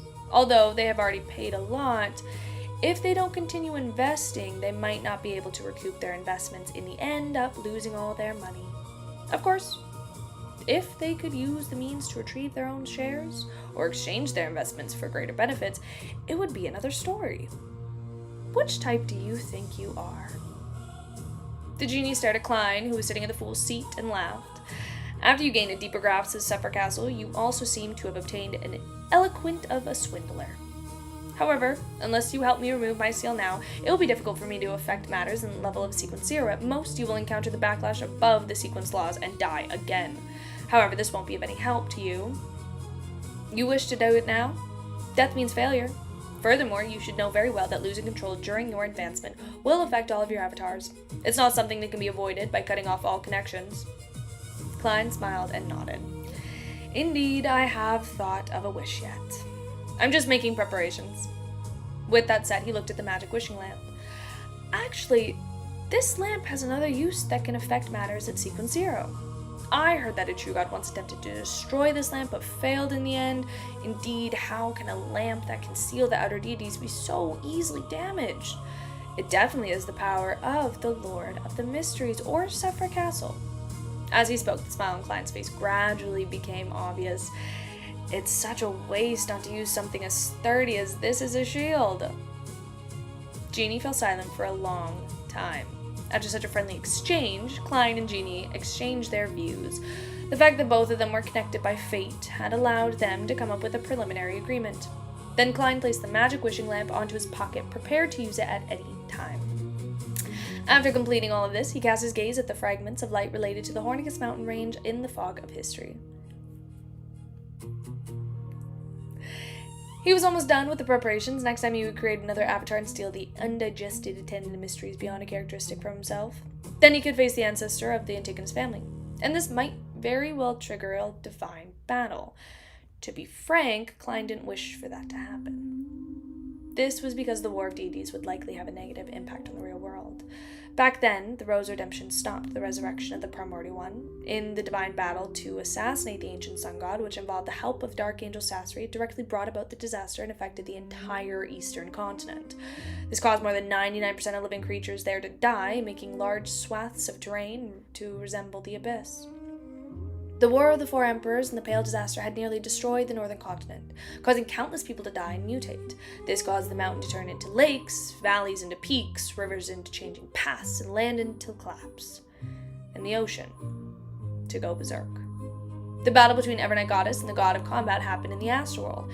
It happened in Evernight Goddess's divine kingdom, and it was relatively brief, therefore, it had the least impact on the real world. However, before that, the world war that exceeded a year had drained the blood and tears of countless people. If it was possible, Klein was actually willing to give up on Sephra Castle and live on as a Sequence 1 or even a Sequence 2 angel. The matter would even develop in the most peaceful way. However, Along the way, there were already too many existences who provided on him with kindness, help, and faith. At this moment, if Klein were to give up, he would put them all into danger. This wasn't being kind, but selfish. From time immemorial, a successful person didn't bear the fates of many people. If he gave up, what about the rest? The members of the Tarot Club, the fools, believers of the City of Silver and Moon, Isaac Eggers, Renette Tinker, Willa Septons. Various faces quickly flashed across Klein's mind. Finally, he let out a long sigh. If Amon could be trusted, it wasn't that Klein couldn't hand over all of this to him. However, this god of deceit had always been reckless. Even his believers were all himself. If Klein were to give up just like that, notwithstanding his own safety, the people, or demigods, he had just thought of might be caught by his enemies or directly end up wearing a monocle in their right eye. Among them, Willa Septon and the fool's believers were in the most danger. Believe in the might of deities, but not trust their benevolence. This was Klein's decision. When facing the Evernight Goddess, he had used the Lord of Storms and company as an example. This was telling her that he wouldn't let her down after all this help she had given him. This was the existence that had bet the most of him. If Klein were to give up, the Evernight Goddess might have to pay a greater price to obtain the river of eternal darkness. She might even not be able to retain it forever. This was because after an appearance of the two pillars, Lord of the Mysteries and God Almighty, it meant that the threat from the outer deities would be reduced to its lowest level. There wouldn't be any need for additional Great Old Ones to appear. I'll later use Sephra Castle to graft the main peak of the Hornicus mountain range into the astral world. This can prevent the War of the Deities from bringing any harm to the real world to the greatest extent. It can also allow the deities who are guarding the cracked barrier to unleash their full strength. After all, most of my supporters are Orthodox deities. Klein's mind raced as he came up with the solution. He then snapped his fingers and used Sephra Castle to create an avatar to stand beside him. Oh my god, I didn't even realize that half of the title was cut off on that one. Oops, my bad.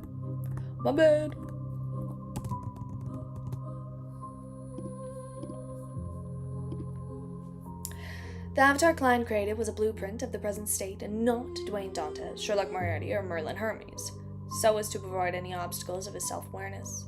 After experiencing the mutation brought by Adam, he became more careful in such aspects. Glancing at his avatar, Klein thoughts made his face turn blank. The avatar extended his right hand and stirred Sephra Castle's strength to grab the main body. Again and again and again, it failed more than 10 times. Finally, it managed to extract bits of dark light from the main body.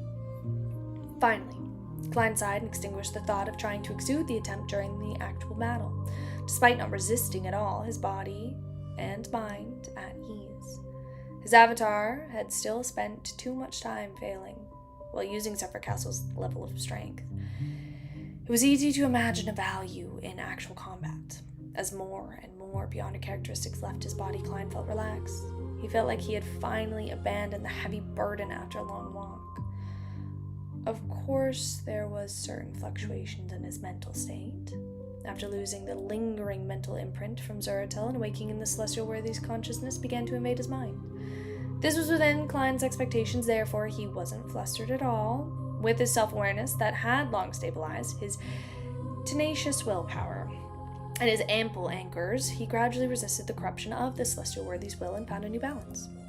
At the same time, when the attendant mysteries beyond a characteristics that Klein had fully digested entered his avatar's body, its blank face suddenly twisted, growing out dark, lusterless eyes, and an instinct white long beard. At this moment, it greatly resembled Zuratel. However, it was unable to withstand the madness brought about by the attendant of mysteries beyond a characteristic. Its body rapidly developed towards collapse as a transparent, distorted maggot crawled out and slippery and sinister tentacles extended out. It lost control on the spot. Klein didn't stay idle. Without any hesitation, he moved his fingers, making the avatar turn into his marionette. This terminated the process of losing control. At this point, he had already made all preparations. His main body had completely digested the potion, allowing him to be in a state of accommodate the fool's uniqueness.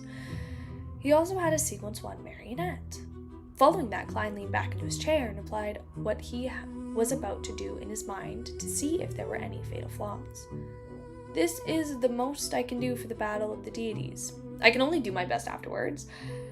Am I being too optimistic about the first stage because of the goddess's help in supplementary river of eternal darkness is water? That's why I'm not worried that the Antigonus family ancestor won't cause any accidents. After a round of scrutiny, Klein felt that he was still not cautious enough. There was a little arrogance and carelessness in the matter. After some thought, he created another avatar, which still had a blank face. After completing this, Klein stood up, took out Creeping Hunger from the fog of history, and wore it on his left hand. This was preparation for any possible small-scale battles. Under such a scene, blink was faster than more convenient than grafting. After adjusting his collar, Klein slowly surveyed the area and made his gaze fall on the strange door of light that was stained with bluish black. It landed on humans who were hanging there, wrapped in transparent cocoons. As he scanned each and every one of them, his gaze landed on the 3 shattered transparent cocoons. In the next second, Klein's figure vanished, and he appeared in the grayish-white fog of history. He walked to the time before the feast epoch, and he arrived at the stacked metropolis of old. He stood at the top of the dilapidated skyscraper that barely stood erect. He looked down at the pile of wreckage and public transportation vehicles that had turned into metal pancakes, the numerous overlapping sedans. Amidst the silence, he swept his gaze across the remaining buildings. It seemed to pass through the barriers of history, allowing him to see the electric lamps lit up inside them. The light from the lamps spread out gently, illuminating the gaps and skyscrapers, streets, and every corner of the metropolis ruins. After staring at it for a long time, Klein retracted his gaze and took a step back in the real world. Right on the heels of that, he directly teleported to the summit of the Hornicus mountain range. He saw that the ancient palace that was shrouded in fog, dilapidated, and overgrown with weeds. His marionette and avatar appeared in front of him like 2 guards, facing the ancient palace. Klein pressed his top hat, raised his right hand, and snapped his fingers. The peak of the Hornicus mountain range instantly turned dark. Illusory stars appeared around them. Klein had grafted this place into the astral world. Without any hesitation, he led his marionette and avatar to the main door of the ancient palace. The marionette that looked almost identical to him was 1 step ahead. It bent down, stretched out his hands, and slowly pushed the heavy stone door open. The door slowly creaked open, revealing the scene inside. And it was different from the last time Klein sent the tourist brass book over. It was dark inside, making it impossible for anyone to see the numerous corpses hanging above the wall, nor could he see the cluster of transparent maggots that were sitting on a huge stone chair. Without needing to guess, Klein made use of the intuition of a seer in the King of Angels level to confirm that this was the change caused by the Evernight Goddess's use of the river of eternal darkness as water to allow the ancestor of the Antigonus family to enter the state of eternal slumber. After the marionette, the avatar slowly walked through the door and entered the palace. The darkness swayed and changed. Numerous buildings appeared in the surroundings as figures walked along the streets. Their voices spread out, causing the surroundings to become lively and noisy. The people ignored Klein, and his marionettes and avatars, they headed for the destinations while chattering with each other. They and the buildings were dark in color, almost close to black and white. They were like old photos that came from deep within history and had suddenly come to life. This made Klein think of black and white holographic projections, the scenes in historical voids and those in real dreams. He strolled through the town and walked along the elevating streets. And the higher they went, the more magnificent the buildings became. The massive stone pillars supported an exaggerated dome. The people living in the black and white photo were generally tall. They seemed to be learning, working, and resting.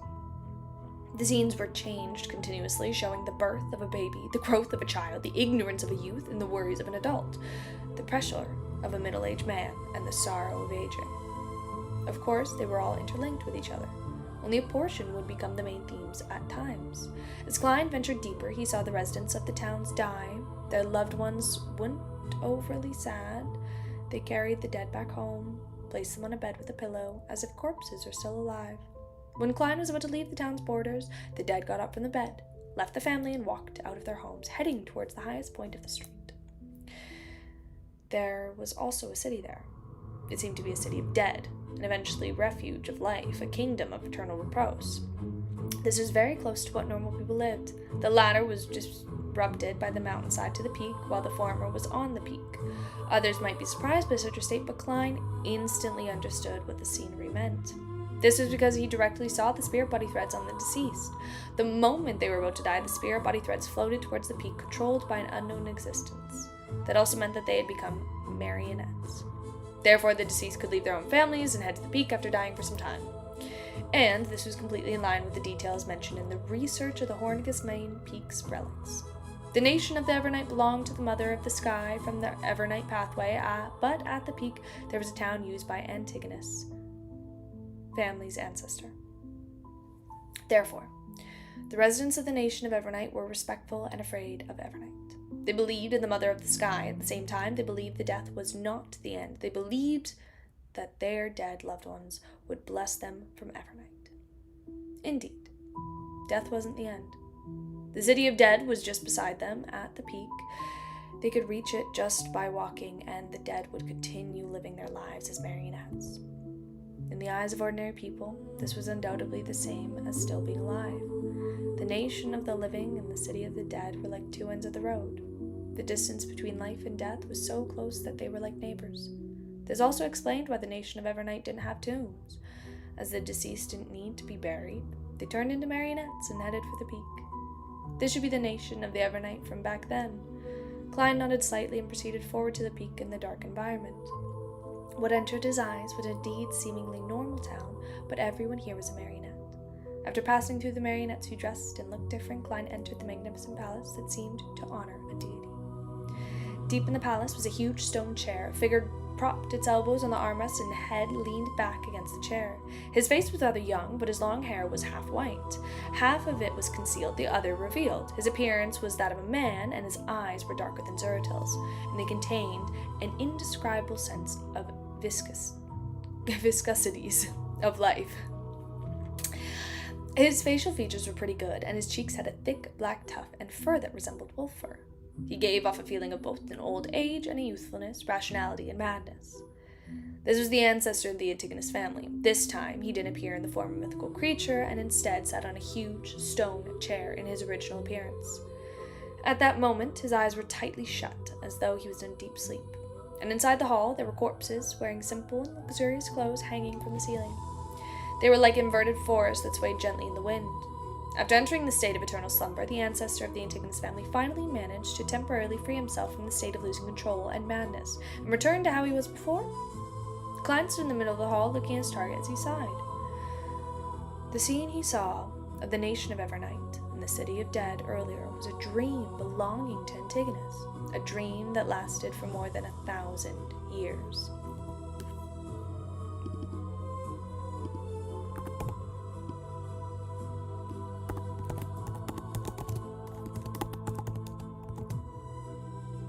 Added a U in horse.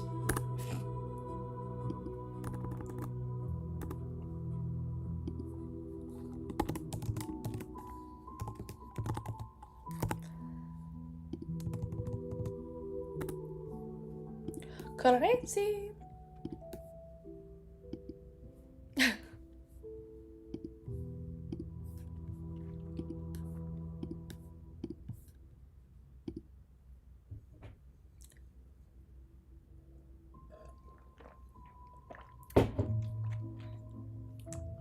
Oh, this is a long morning. Hi. Looking at the half-fool in the huge stone chair, the scenes from before, as well as the relevant scenes in the nation of the Evernight, flashed through Klein's mind. This invoked thoughts in him. He didn't know much about Antigonus. In fact, he had almost lost control because of the ravings of his Hornicus Flagrea. Therefore, he didn't feel any sympathy at that moment. At best, some form of empathy. The lingering memories were undoubtedly one of the best memories of the past. Even though he was born extraordinary, Antigonus seemed deeply fond of the small, peaceful, and isolated nation. Klein slowly exhaled as he looked away from the man with thick, black, sharp beard as his gaze landed on a huge stone chair to the side.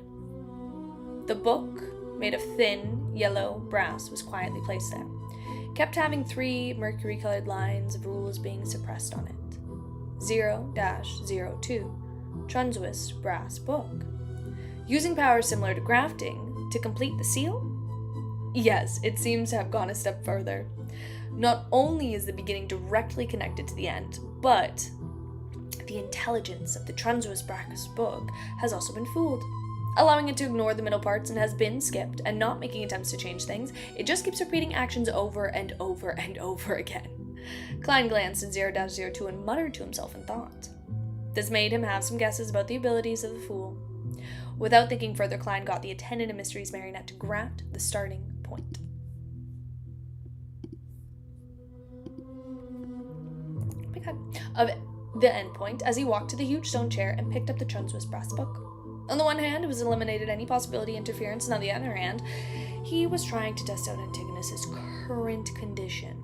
Seeing that the half-fool was still sleeping and unable to escape from his eternal slumber, Klein heaved a sigh of relief.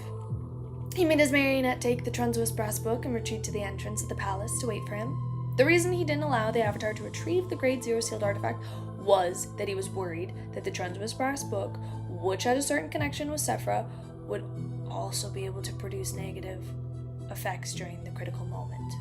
He was accommodating the fool's uniqueness. This might lead to a situation developing in terrible direction. When it came to avoiding the negative effects of the sealed artifact, marionettes were definitely better than avatars. This is also why Klein didn't bring the Staff of the Stars. He couldn't place a time bomb beside him. Usually it was fine.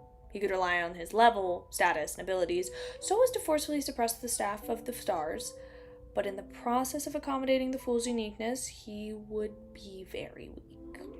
He couldn't interfere with the people or things around him. Any mistakes could cause him to lose control on the spot. To deal with the situation of Sephra Castle being sealed, thus causing him to be unable to use his powers, Klein had no choice but to bring the sealed artifact that could provide teleportation powers. Therefore, he chose Creeping Hunger. At that moment, Klein felt the glove on his left hand tremble while facing the King of Angels that controlled the uniqueness.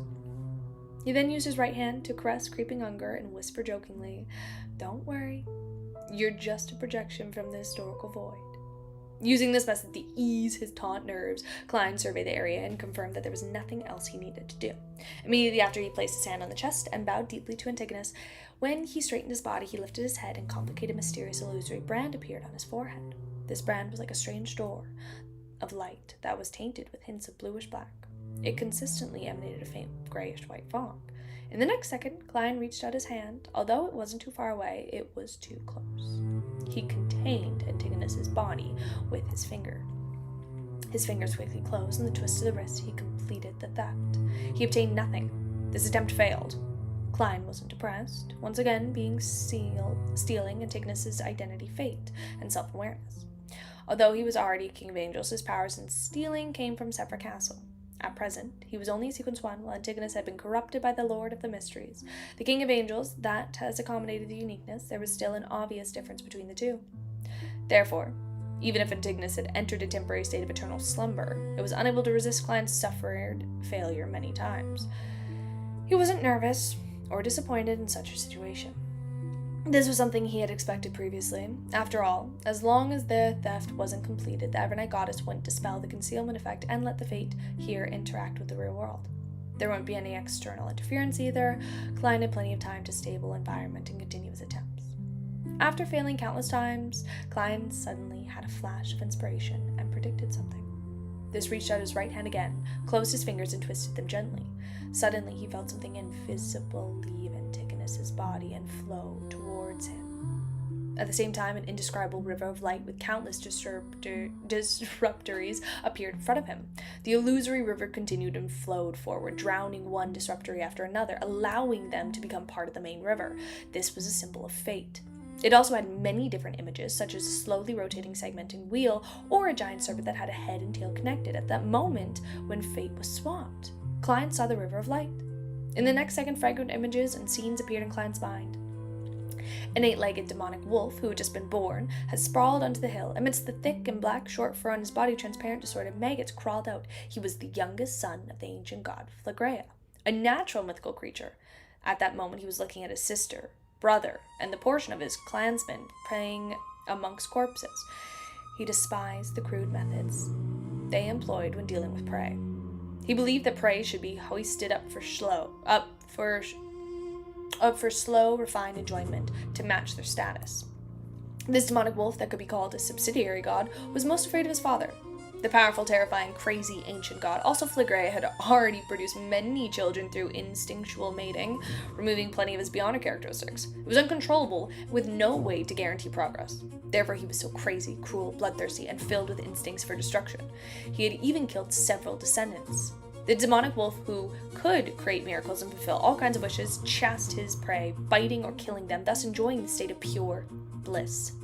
He didn't have a deep impression of the subsidiary gods. Of his father Phlegraea, he clearly remembered that he hated the god of wishes, Kotar, even if he was also a demonic wolf. Also, he didn't like the god of death, Salinger. He found him gloomy, solitary, and he exuded a rotting and disgusting aura. On the other hand, goddess of misfortune, Ameneses met the beauty standards of both demonic wolf and a human. She had a gentle personality and was very good at placating one's heart. She wasn't annoying, but the female subsidiary god rarely appeared. She was also like a shadow, hiding in place that wasn't easily discovered. Of course, the demonic wolf remembered that a few of his older sisters and brothers were rather against Ameneses hopping to seize her position. The demonic wolf witnessed his father's death, the death of the powerful ancient god, and saw the blood of the ancient god splatter all over the body of the goddess of misfortune, Ameneses. And in the chaos, the uniqueness of sequence and bionic characteristics were pulled into her hands. He and one of his sisters escaped the kingdom of the demonic wolves and hid everywhere. Without the protection of his father, the demonic wolf and his sister realized that their former reckless lives wasn't normal. Pain and dangers were present in every familiar. Finally, they crossed the sea and came to the northern continent. They established a concealed kingdom and uninhabited Hornicus mountain range. He and his sister didn't dare expose themselves. All they did was gather believers and amass a population in the situation. He created a city of the dead and existed alongside the living nation, making the dead believers become his marionettes and complete an advancement ritual.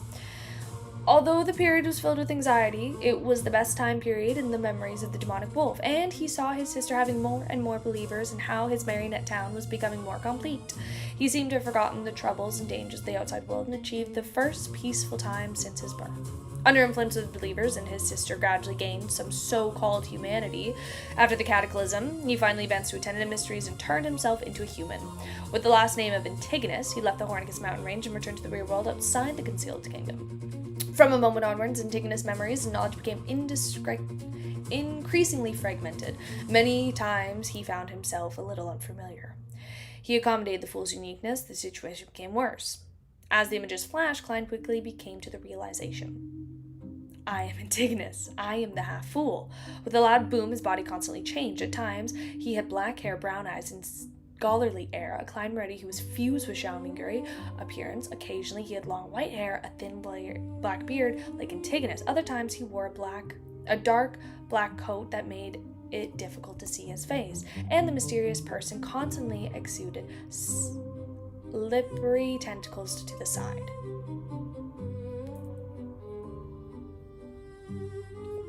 At that moment, Klein's thoughts were extremely chaotic. His mental state was completely imbalanced. He was barely able to maintain his self-awareness under the impact of the two mental storms he teetered. At the same time, he had received the fate of Antigonus losing control and was on the verge of collapse. A series of prayers rang out in his ears. Each and every word of praise was mixed together, forming an illusory image that jolted chaotic battlefield. Roars of Archipelago, Bam, the bell tower of the Church of the Fool. A young man wearing a pointed hat and monocle. No, thank you. I'm actually so good. Thank you so much. A young man wearing a pointed hat and monocle suddenly appeared here and stood behind ringing, looking down the entire city. Mr. Amon. In the next second, he saw Bam and the distant New City Silver and New Moon City disappear as though someone had wiped them off the map. Stop. Pause. What are we doing? Hey, Amon, what are we doing here? Had wiped them off the map with an eraser. How boring. Upon seeing the scene, Amon shook his head and smiled. He wasn't disappointed either. He only wanted to test if Klein or Ebonite Goddess had repaired the bug in this aspect. After striking the bell, he could be considered the fool's angel of time to a certain extent. He could use this loophole to directly steal the potion of the ancestor. Such thief was of little value, but it was very useful at the critical moment of ritual. The sudden decrease in anchors would definitely tip the balance, causing Klein to lose control on the spot. Amon then retracted his gaze and raised his hand to straighten the monocle on his right eye. It was as if the light from the stars suddenly lit up in the crystal monocle.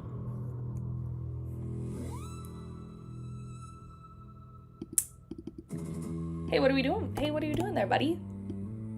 Hey, what are we doing?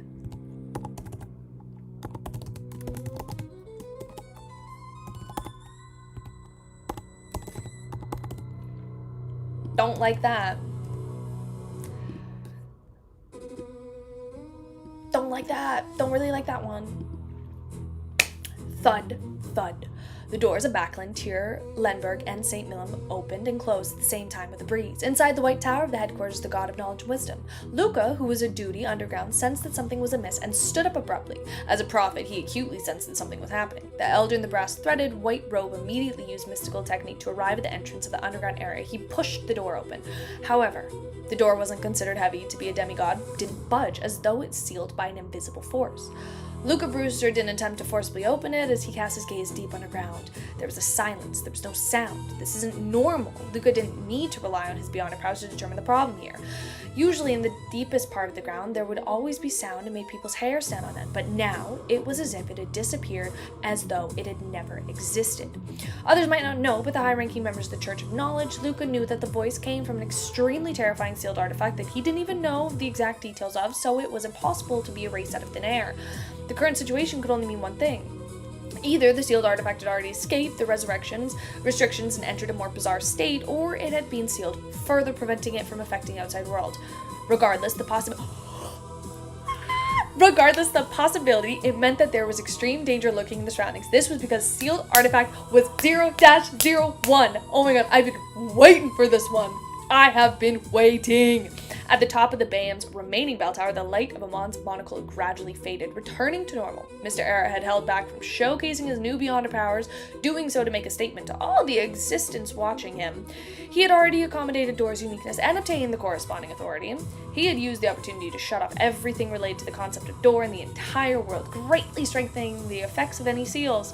This caused the Orthodox Church's secret organizations to be unable to use sealed items for a short period of time because no one could remove the seal.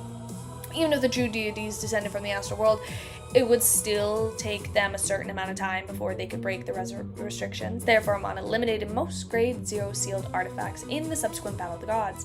He no longer needed to consider the corresponding interference. Of course, such authority would be able to influence the entire world for too long unless Mr. Era had put all his energy into this matter.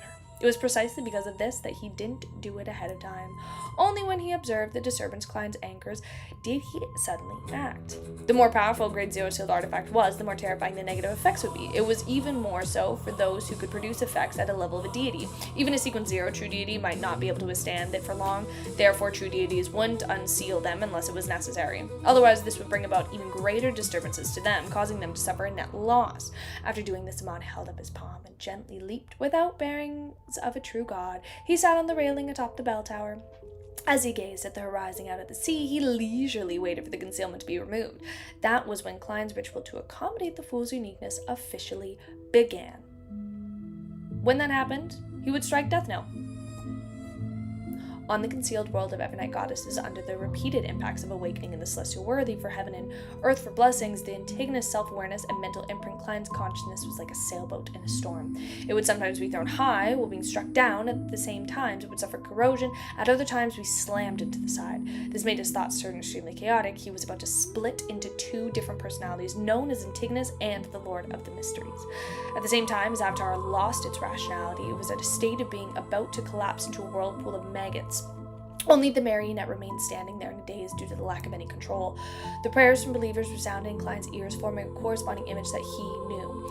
This was like a dam that was resisting the surging flood. Klein wasn't too unfamiliar with such a situation. He had a similar experience after becoming an attendant of mysteries and swallowing Zeratil's Bionic characteristic. Therefore, with the help of his anchors, he managed to survive the initial chaos. With a great familiarity, he directed the self-awareness and mental imprint of Antigonus towards the awakening will of the celestial worthy. This caused both parties to corrode each other and be occupied with each other. The Mind Storm weakened a lot, finally giving Klein's subconscious a breather. Before he could calm down, he immediately directed the image of him as a god, formed by many anchors into the two mental corruption struggles, and tried to find a new balance. However, this didn't go smoothly. Compared to before, the essence of Antigonus, mental imprint, resilience, and madness were clearly stronger than Zeratil's. After all, this was a king of angels that had accommodated the uniqueness and was known as the half-fool. Furthermore, Klein had also stolen the other party's identity and fate. This brought about two negative effects. His personality was constantly on edge of dissociating. From time to time, he would think that he was Antagonist, attempting to fuse his mental imprint with his own mind, having accepted the fate of Antagonist's loss of control. His entire body was collapsing uncontrollably. This brought about even more mental corruption. In addition, Antagonist's mental imprint and the awakened will of the celestial worthy of heaven and earth for blessings wasn't completely incompatible. In some aspects of their battle, they showed signs of fusing together. It was as if they originated from the same existence. This gave Klein preliminary confirmation as a natural mythical creature. Antigonus was born with some sort of celestial worthy's will. When he advanced to attend to mysteries, the problem suddenly became serious, causing him to undergo unexpected changes without him realizing it. By the time he managed to accommodate the fool's uniqueness, madness had apparently become another side of him. In other words, before completely losing control, Antigonus was already a mentally saturated monster to a certain level. His self-awareness and mental imprint were part of the celestial worthy of heaven and earth for blessings, and this was something that could be separated using theft. Compared to him, Zertil's mental imprint was much clearer. There was only a small portion of belonged to the celestial worthy.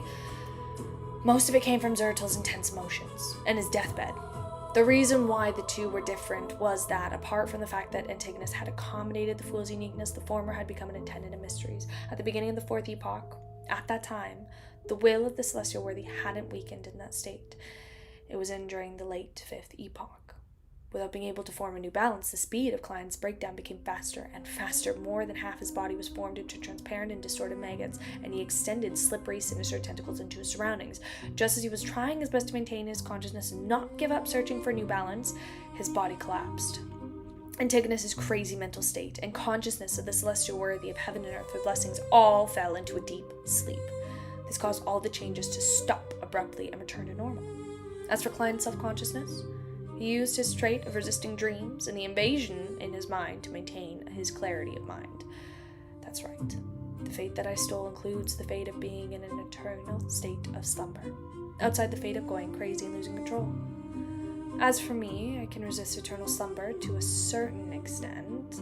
Klein grabbed the sliver of his clarity and gained a certain understanding of his present state. To him, this was an opportunity. It was only at this moment that he fully understood why the Evernight goddess needed the river water of the river of eternal darkness to use as a medium to attempt this ritual. This wasn't only because it was difficult to put the king of angels, who had accommodated the uniqueness and the awakening will of the Lord of mysteries, but in him, to temporarily enter the state of eternal sleep. But it wasn't beneficial for Klein to this state of eternal sleep. It could create a certain extent environment of him being the only one in the sliver of consciousness while the others interfered was all sleeping. At the same time, Klein also confirmed one thing. The reason why he was able to remain clear-headed in the dream and during the instincts where his mind was intruded wasn't because of special traits from Zephyr Castle. This was because the celestial worthy of heaven and earth blessings in his body was also sleeping. Although the awakening of the Lord of the Mysteries was still greatly limited, his level and his connection with Zephyr Castle were undoubtedly stronger than Klein's. If he couldn't completely resist the state of entering slumber, why could Klein? Therefore, Klein believed that this trait was likely due to the blessings of the Evernight goddess, a gift he received when he came to life. The blessings given to the true goddess's will, the power of the dream domain, and the aura strength and magical powers of Zephyr Castle, augmented in him and had combined together to form such a special trait. It was as if the gentle song came deep within the dream. Klein's consciousness became clearer. Without any hesitation, he immediately adjusted the sleep imprint and corruption in his body and found a new balance. Following that, he extended slippery tentacles with strange patterns and used Zephyr Castle powers to seal the fool's uniqueness inside Antigonus's body. Perhaps it was because he was now Antigonus. The theft this time was successful after a small number of failures. The translucent mask was a symbol of the fool flew out from Antigonus' body. The man with the thick beard was still sleeping, as though he would sleep forever. At the same time, the fog disappeared, and illusory starlight shone into the hall. The ancient palace suddenly appeared in the dark and mysterious astral world, appearing at the peak of the Hornicus mountain range. The concealment had been removed, the fate begun to be exchanged. At this moment, in the forsaken land of the gods, on one of the mountain peaks, a shadow-like curtain appeared and surfaced the huge cross. It cracked open, and the man walked out from it. He was Adam, dressed in a simple white robe with a thick blonde beard. Behind him was a thick shadow with 5 heads. This shadow had partially merged with him, but it had completely become one. Adam raised his head and looked at the astral world, which had been distorted from authority and symbolism. He smiled calmly and said to the shadow behind him, "They don't seem to be aware of the reason why I use visionary as the foundation this time. I've never told anyone about the results of this research." Just as he said that, he proclaimed in a solemn and deep voice, "I am one, and also infinity, the beginning and the end." His voice, eyes suddenly turned illusory as the ocean seemed to contain all possible colors that appeared around him. Adam then raised his hand and grabbed the silver cross pendant hanging from his chest. A burning but illusory sun suddenly appeared above his head, and his left lightning squalls and waves formed a supercallus phantom. On his right, there were white towers with numerous brass eyes. The authorities and symbols of Adam's-sided vision entered his body one after another under the influence of the Chaos Sea. Finally, the shadow that clung tightly to Adam's back shrank into his body. Suddenly, the sea that contained all colors began to rise. Adam expanded into a gigantic shadow that seemed capable of holding up the world. The shadow slowly walked onto the water's surface of the illusory, chaotic darkness. It pointed at the astral world and solemnly declared, "Let there be light." In the blink of an eye, the entire astral world lit up. There was no other secrets that could be concealed. Every portion of the astral world that contained connection to Earth, the entire astral world and the invisible barrier that had been separated from the universe appeared. At that moment, giant, indiscernible faces seemed to cling to transparent, cracked barriers, silently watching the developments inside.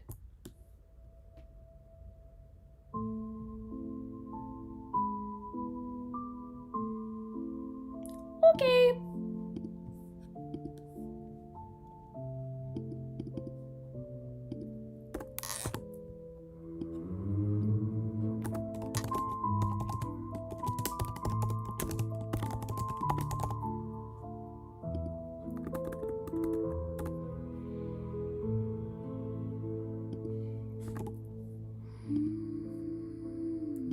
Not really.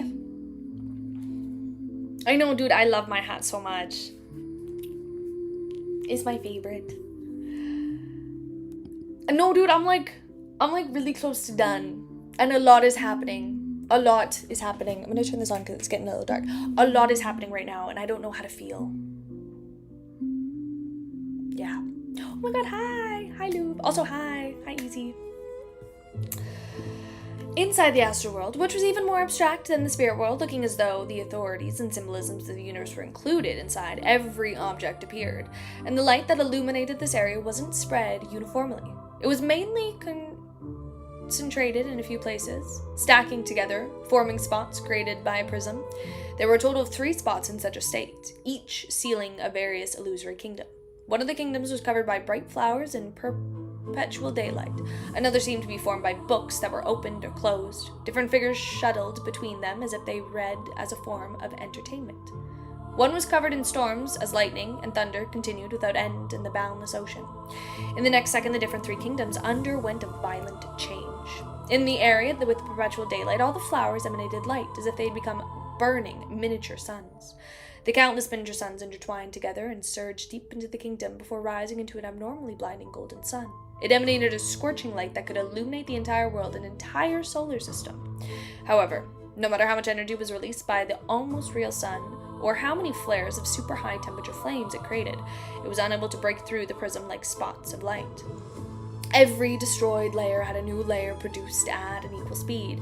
In another part of the astral world, on the surface of the mysterious country formed with all kinds of books, bits of brass, points of light rapidly circulating in the spot of light, forming mysterious symbols that seemed to be searching for critical points or effective methods to destroy the barrier. During this process, the faint light formed a pair of illusory eyes that directly saw a weak spot and created eyes there. Meanwhile, inside the spot of light, there was also a faint light swirling in it. It repeatedly took form, changing the critical points of the structure. This made it seem as though both sides were in contest of their calculative abilities, with neither side clinching victory. In the boundless sea that was enveloped by lightning, wind, and rain, the spot of light suddenly lit up. It brought a portion of matter that approached the limit to speed, creating a violent wave that could be destroyed a planet. Such a wave, and the tiny bits of light constantly struck the prism like a spot of light, turning it into a countless failing specks of light. At some point in time, the spot of light began to ripple like an illusory ocean that seemed to contain all colors. It seemed to solidify the surrounding environment, causing the light spots to carry the storm and slow down uncontrollably. Then the points of light repeated a state of acceleration and deceleration. This kept repeating and repeating, but they refused to give up. With the Chaos Sea as a source, Adam used himself and the true creator as a pillar. Envisioned 3 uniquenesses. They accommodated them into a system. Adam seemed to exceed the limitations above the sequences and became half of a great old one. He was able to forcefully suppress the eternal blazing sun, the Lord of Storms, and the God of Knowledge and Wisdom by himself, trapping the 3 sequence 0 true gods within their respective divine kingdoms. Oh my god!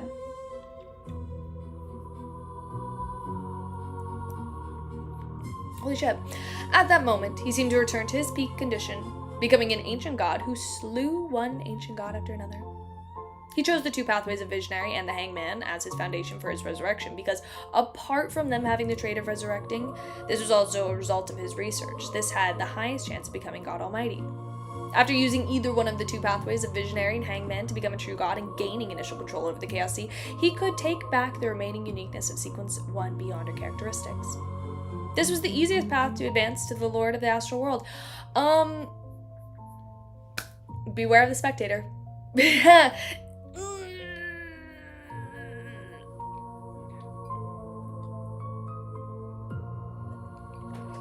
take it back. Adam's actually kind of terrifying. Adam's actually really, really scary. He is. And I wanted to see it. I wanted to see it. But yeah. I'm good. And that's why I think like somebody asked me, they're like, would you rather Amon or Adam? And I said Amon. Yeah, I'd rather Amon than Adam. Because I can trust that Amon's gonna do some whack shit. I don't know what Adam's gonna do. I don't know where he's gonna... Yeah. In this matter, there was something more special about Visionary than the Hangman. With the Visionary first getting control of the Chaos Sea and accommodated the second uniqueness and corresponding sequence 1 beyond her characteristics to a certain extent, he could envision the remaining fake symbolism and authority, allowing him to briefly obtain strength and transcend to the sequences, giving him half a great old one's strength. However, at the end of the Third Epoch, the ancient sun god's plan was, after being assassinated, he would immediately revive in the great giant king's court where Sasri was. He would first take back the Hangman's uniqueness and 3 sequence 1 beyond her characteristics, and became a sequence 0 true god. Then, with the first blasphemy slate placed beside him, he would gain preliminary control over the Chaos Sea. With this foundation, he would allow Angel of Imagination Adam to awaken and return his main body to form a support.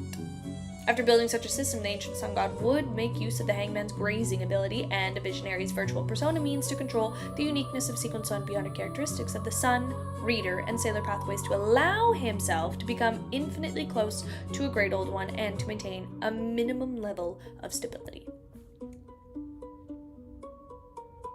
His plan kind of worked. He didn't directly accommodate the Chaos Sea and the other 3 pathways' uniqueness and Sequence 1 beyond characteristics because he didn't want to advance to become a Great Old One, a pillar in that era. That would inevitably lead to the resurrection of the God Almighty, causing him to lose himself. He planned on controlling the situation and materials. When the apocalypse approached, he would finish the last few steps and become a pillar with self-consciousness. And back then, he didn't plan on using Visionary as a foundation because he hadn't obtained the quill of Azulhood. He lacked the main ingredient. When the King of Angels betrayed him, and the plan failed miserably, he decided to take advantage of the disaster to take the best path when he was revived in Adam.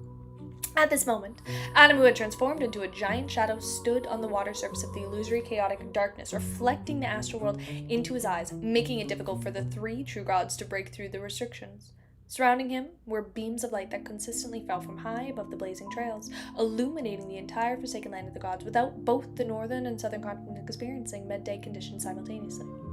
In Bam's remaining bell tower, Amon, who was sitting on the railing, nudged his crystal monocle. With both hands propped up, he suddenly leaped up to the entire of the astral world. During this process, his left hand and the ancient molten stone slab appeared at some point.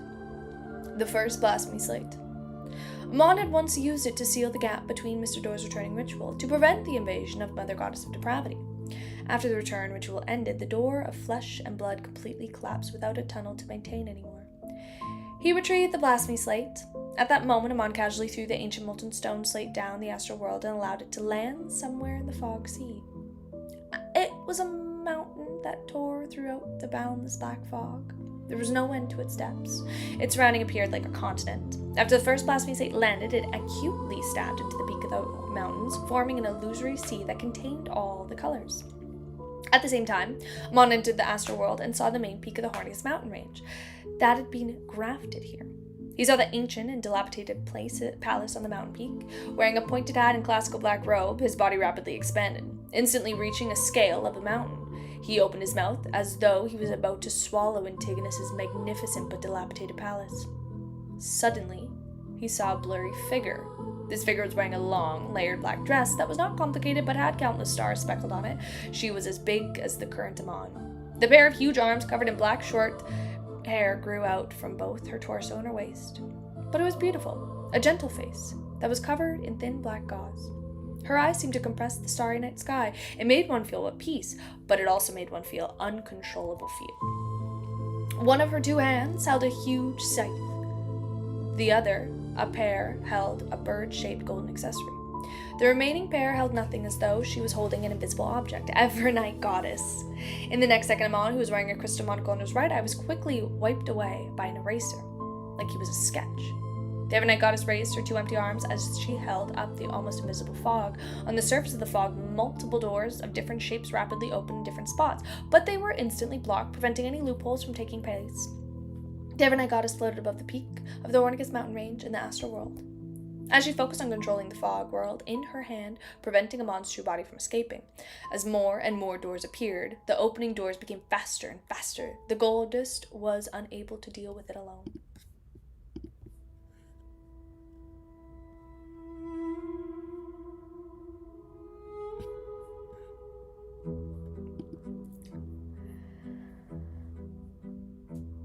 Where was I?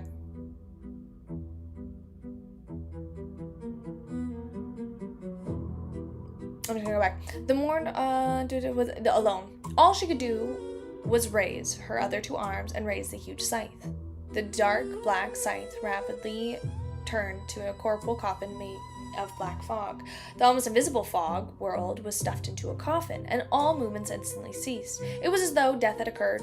However, the silence only lasted for a second. On the surface, the black fog formed coffins. A series of doors that took form opened again. As the Evernight Goddess sealed the doors, she raised her arm and held the bird-shaped accessory. The orange glow of the twilight fell, adding a sense of decay and extension to the heavy black coffin. The formation and opening of the doors slowed down. Both parties entered a tug-of-war. At that moment, at the foot of the Evernight Goddess, the main peak of the Hornicus mountain range collapsed. It was like an apocalypse had arrived early.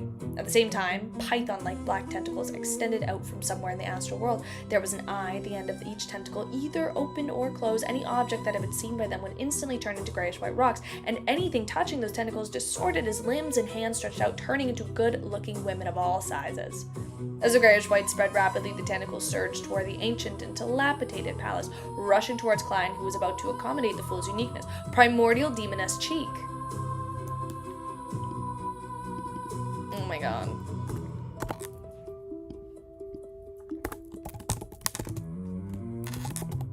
The ravings. We're about to hear the ravings. Honestly, give my boy a break. Give my boy Klein a break. He needs a minute. He just needs a minute. Countless demonesses of various sizes brought them with destruction of all manners, causing the scene of the entire Hornicus mountain range to develop into the direction of turning into a huge stone sphere. This made the dilapidated walls of the ancient palace collapse rapidly, exposing Klein, who was in the middle of the hall, along with his avatar and marionette, out into the middle of the astral world. Just like a python, like black tentacles, were about to rush into the palace. A crimson moon rose up in the scene of the apocalypse. In the perimeter of the hall, there was a bathed in moonlight and cluster of wheat instantly growed. There were flowers, mushrooms, and trees. They intertwined with each other layer by layer, sealing this place like it belonged to Antigonus. At the moment, the hall where Klein was seamed into the ruins, there had been a seal in history in the forest for thousands of years, as though it had been swallowed up by nature. The python-like black tentacles with eyes on their tips were blocked by plants growing wildly.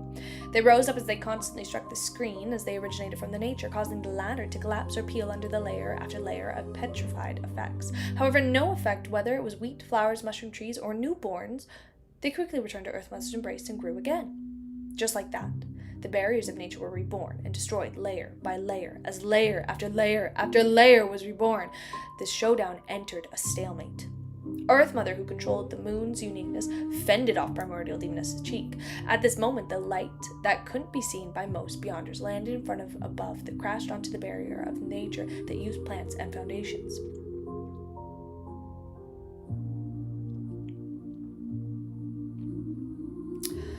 The light didn't have a physical body, as though it was formed from the flux of a massive, meticulous information. In its illusory form, it tore through the gaps between the plants like a torrent, heading straight for Klein, who was about to revive the translucent mask. Hidden Sage.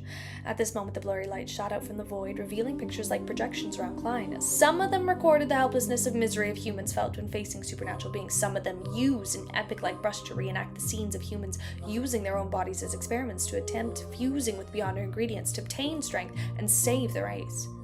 Some described the unique cultures and traditions due to Black Emperor, while others carried various viewpoints, books, and interventions. Some resembled the dawn of the present world, starting from the massive machinery that spewed steam, buildings that rose higher, and clothes that were made movement easier. The contents made them seemingly thin, painting exude a heaviness. This was because they bore the inspiration and development of civilizations, the human society at different stages. Back then, the god of craftsmanship didn't properly digest the sequence 1 civilization and enlightener potion before advancing to sequence 0. Due to various reasons, he maintained his rationality and lucidity. However, this made him have to focus more on resisting the madness and inclination towards losing control. Amongst the 7 orthodox gods, he was slightly weaker than the other existences. This reason why the Church of Steam was the weak orthodox organization was that. Apart from having the shortest history and the least heritage, its corresponding god was not in the best of conditions. By the time Roselle raised the Industrial Revolution as the son of Steam and a member of the church, and brought with him all sorts of ideas, the god of craftsmen took the opportunity to change his name from the god of steam machinery, sharing all the progress of the enlightenment of civilization, and digest the corresponding potion. As a true god of a neighboring pathway, he eventually chose to stand on the other Orthodox deities' side after the Hidden Sage chose to be Klein's enemy. The terrifying flood of information crashed into the illusory picture and rapidly expanded, attempting to crack the cage. However, the tens of thousands of years of civilization were thick and vast. The history left behind the generations of humans, that numbered hundreds of millions, was so vast and magnificent it was enough to contain the information flux of the Hidden Sage. When the Hidden Sage tried breaking through the illuminations of the god of steam machinery in the hall of the Antigonus Hall that was sealed by layers of plants, Klein extended his slippery and strange tentacles to grab the translucent mask and represent the fool's uniqueness before moving it towards his face, just as the mask covered Klein's face. Numerous fingers appeared around him.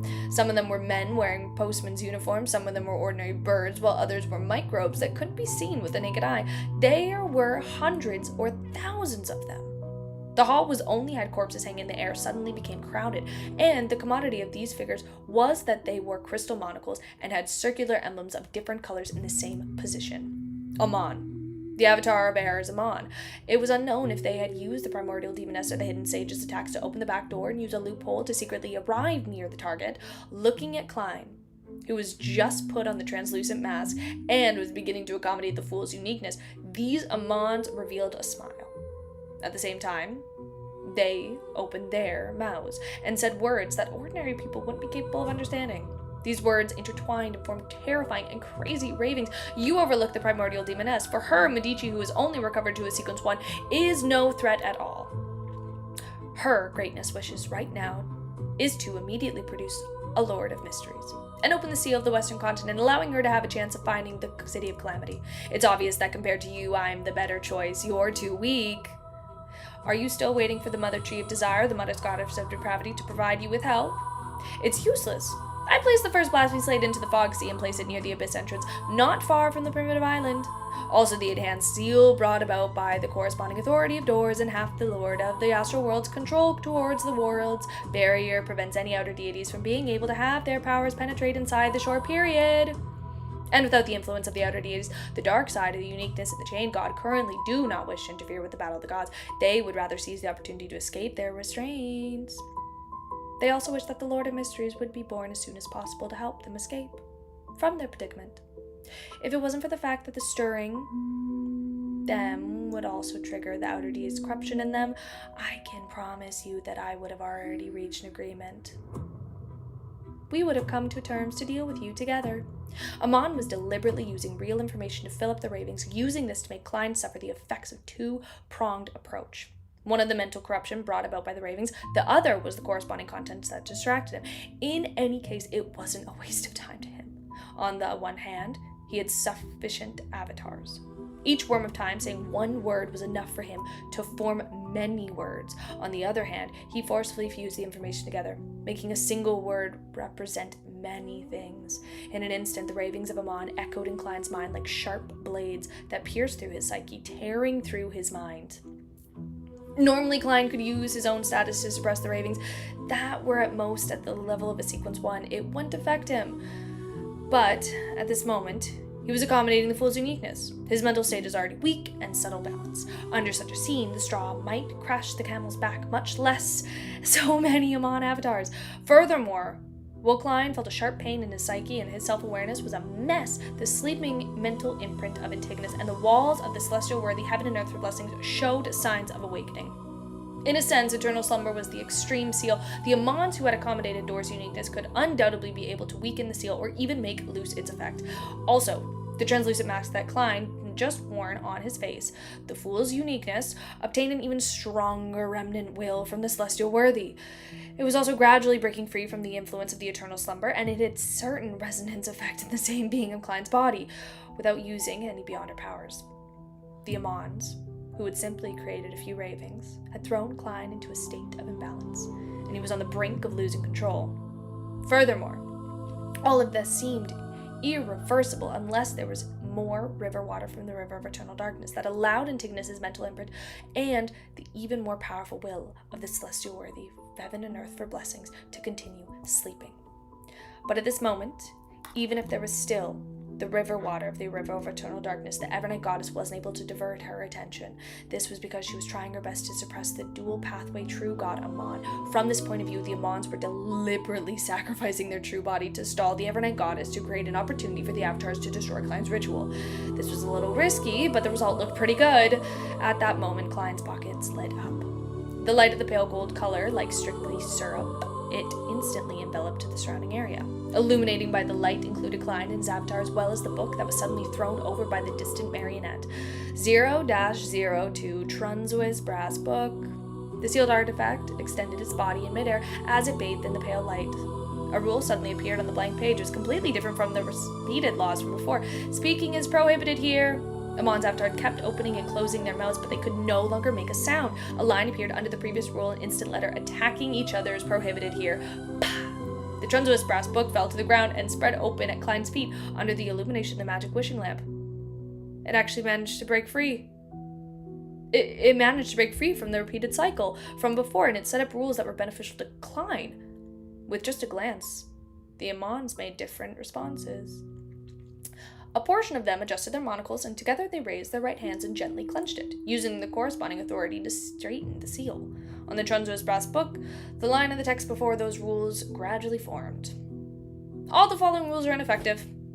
Another portion of Amon's locked onto Klein, who was another boundary of losing control. Not being able to attack him didn't mean that the sealing was gifted or prohibited.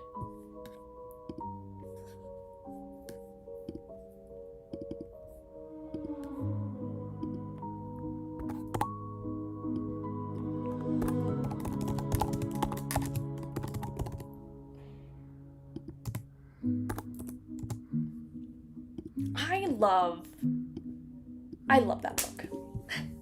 Truly, truly, truly love that book.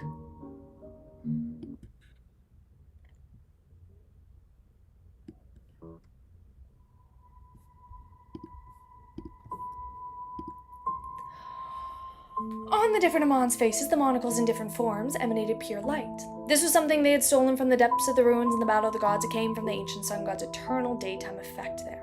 It could purify filthy and evil objects and awaken sleeping creatures. They gifted this to Klein. This, combined with the ability to control the strength of sealed obtained from the apprentice domain authority, was enough to break the state of eternal slumber. In an instant, the mental imprint of Antigonus and the will of the celestial worthy of heaven and earth for blessing in Klein's body awakened. The madness, the vastness, cruelty, bloodthirstiness, the coldness were like an invisible storm that wreaked havoc in Klein's mind. Almost at the same time, the fool's uniqueness that he wore on his face without fully accommodating it, the power will of the celestial worthy, seemed like a terrifying monster that had been sleeping in the darkness for thousands of years. It suddenly opened its eyes. The former chaos and loss of control swept over again in an instant, but Klein didn't panic. Following one of his contingency plans, he calmly used the grafting ability to guide the mental imprint of Antigonus to Celestial Worthy's will in the Fool's uniqueness, allowing the 2,000 years of entanglement between them to collide again. Meanwhile, Klein relied on his own consciousness and anchors from the Fool and the Sea God believers to balance out the Celestial Worthy, will contained within the Beyond characteristics, just like when he separated out the Attendant of Mysteries marionette. If there weren't any accidents, and if this continued, like there was a chance Klein would be able to balance between the two sides and completely accommodate the Fool's uniqueness, he would enter a final stage of ritual. But how could there be no accidents when he's surrounded by Amons? Several Amons straightened the seal of the Trunzuous brass book and the magic wishing lamp to resist the former's rules limitations. Some Amons gave the eternal daytime to Klein, and some numbers of Amons locked onto Klein's attempt at theft. They were trying to steal his lucidity. One Amon failed after another, but in the end, there were still a few Amons who succeeded. They stole away Klein's self-awareness, and the next 2 seconds, Klein's thoughts blurred. Without his guidance, the Antigonus mental imprint, the 2 wheels of the celestial worthy for heaven and earth for blessings, as well as the anchors from his believers, instantly lost their balance and began madly invade, influence, and corrupt each other. Everything became extremely chaotic, and it was as if it was developing irreversibly. Klein's body collapsed inch by inch, turning into clusters of transparent and distorted maggots, as he extended even more slippery and sinister tentacles. At that moment, the rules of the Trunzuous brass book were wiped away and began writing. Speaking is prohibited here, attacking each other is prohibited here. Soon after, a familiar text appeared before the 2 rules. All the following rules are ineffective. After the seal was strengthened, the Trunzuous brass book seemed to enter a new cycle, and the influence the genie exerted on it became rather limited. Klein's consciousness quickly regained lucidity, but the situation in his body was completely chaotic and out of control. This made him completely unable to deal with the different influences and have any hope of finding a new sense of balance. In other words, he would run down the path of losing control until he became a monster. Without any time to think, Klein initiated his final contingency plan using the instincts and experience. He instantly gave up on saving his body and no longer focused on this matter. Not only that, but Klein had also even allowed the Attendant of Mysteries marionette to turn into a whirlpool of maggots and let it fuse with his body along with Zertal's mental imprint. He wanted to mess things up. However, Amon's avatar wouldn't allow him to make any attempts. Apart from the Amons who were fighting against the magic wishing lamp and the Trunzuous brass book, and the rest of them to seal once again, trying to throw Klein's thoughts into chaos again until he completely lost control, the Amon in the postman's uniform succeeded. But what he stole wasn't Klein's lucidity, but a drop of fresh blood. This blood immediately seeped into the postman Amon's palm. Right on the heels of that, postman Amon's eyes turned crimson and his stomach bulged at an unimaginable speed, and it squirmed. He seemed to be pregnant with a child.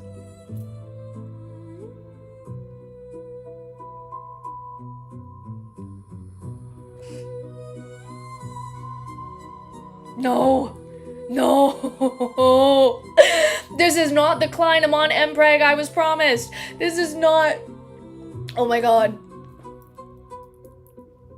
He had stolen the...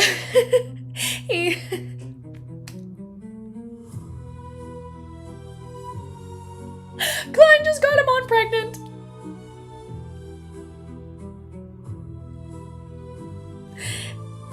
No! He had stolen the blood pressured by the primordial moon, in other words, the mother goddess of depravity. Klein no longer placed most of his consciousness on the balancing of Antigonus' mental imprint. The awakening of the celestial worthy of heaven and earth for blessings, and his anchors, there was no need for him to endure the passivity like before. He could barely respond to Amon's theft. He used grafting to change the target that Amon had stolen into Sephra Castle and tempered it to the junk pile, replacing it to the blessed blood of the primordial moon. This was from the shaman king Klarman. There was no doubt that this was a certain connection between Amon's avatar. Furthermore, it was impossible for their levels to reach a sequence 0. Therefore, when the postman Amon was contaminated by that drop of blood, the other Amons also showed levels of chaos. Some of their stomachs protruded as well. Oh my god! Some of their eyes were dyed crimson, while others had invisible babies in their arms as they walked into circles on the spot. This caused the other theft to inevitably fail.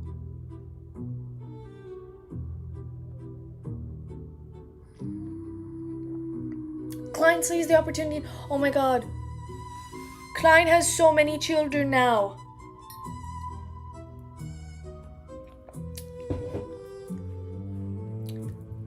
Is there no birth? Did Roselle invent condoms but not birth control in this timeline? We don't know anything about contraceptive. This is kind of crazy. In this economy, to have this many kids, crazy. Crazy. Klein sees the opportunity to use the brief moment of lucidity to stir the power of Sephra Castle to cast the shadow over the ancient palace. This place was once again concealed. Then he ignored the mental imprint of Antigonus in his body, Zertal's mental imprint, and the two wheels of the celestial worthy that was being fused together. He made the blank-faced avatar which stood nearby without having shown. And kids are cheaper. That's like millions of dollars. That's millions of pounds. And he break down to extend his hand towards the main body. The 5 fingers quickly closed and his wrist quickly twisted. As Klein's self-consciousness didn't release, even took the initiative to cooperate, his avatar didn't suffer many failures before using the help from Sephra Castle to successfully steal his own consciousness, fate, anchors, and most of his identities. The only identity left behind for the main body was his identity related to the Fool. At the same time, he also stolen the identity, fate, and mental imprint on Antigonus' family ancestor. The mark of fate and spirit could only succeed in the few tries, thanks to his self-consciousness cooperating. At the stream of light, with countless discrepancies appeared, Klein's avatar's face contoured as it turned. Into Klein Moretti, who had fused with Garamond Sparrow's traits, he had become a main body without any beyonder characteristics. Of course, his self-conscious and anchors were still resisting the mental imprint of Antigonus' family ancestor, but compared to before, he was undoubtedly much easier to deal with. Having already adapted to the identity of Antigonus, he quickly found a new balance, delaying the fate of losing control. Although this remained unavoidable, it gave him a certain amount of time for subsequent actions. On the other side of the spot where Klein's original body was, there was only the Fool's uniqueness. All the Beyonder characteristics from the curtain and Beyonder characteristics that originated from Zertal, the tiny number of Beyonder characteristics which Klein had consumed and digested previously, as well as the awakening will of the celestial worthy of heaven and earth for blessings, the remnant mental imprint of Zertal was well as the Fool's identity. And without Klein's self-consciousness, Antigonus' mental imprint, and the large number of anchors involving, Zertal's remnant mental imprint was quickly destroyed and corroded by the awakening will of the celestial worthy from heaven and earth for blessings. In the next second, Klein's main body suddenly fell silent. The collapse of his body stopped. He lowered his head and stopped extending the slippery, sinister tentacles around him. He was so quiet that it appeared to have lost his soul. In such a scene, the silence was even more terrifying than madness. The frozen body seemed to be giving birth to an extremely terrifying monster. Klein didn't care about what was happening. He quickly grafted the partial connection between himself and the main body above the great fog. Then he shifted his target and locked onto the Antigonus, who was on a huge stone chair. Without receiving Amon's help, the former half-blooded fool failed to escape from his state of eternal slumber. Klein once again reached out his right hand, stealing the remaining sequence 9 and 1 beyond the characteristics of the other party.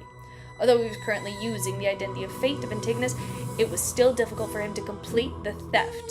Failure was inevitable. At this moment, outside the realm of mysteries created by Sephra Castle, Amon regained his consciousness from the initial chaos. They raised their hands and adjusted their monocles, causing the redness in their eyes to vanish.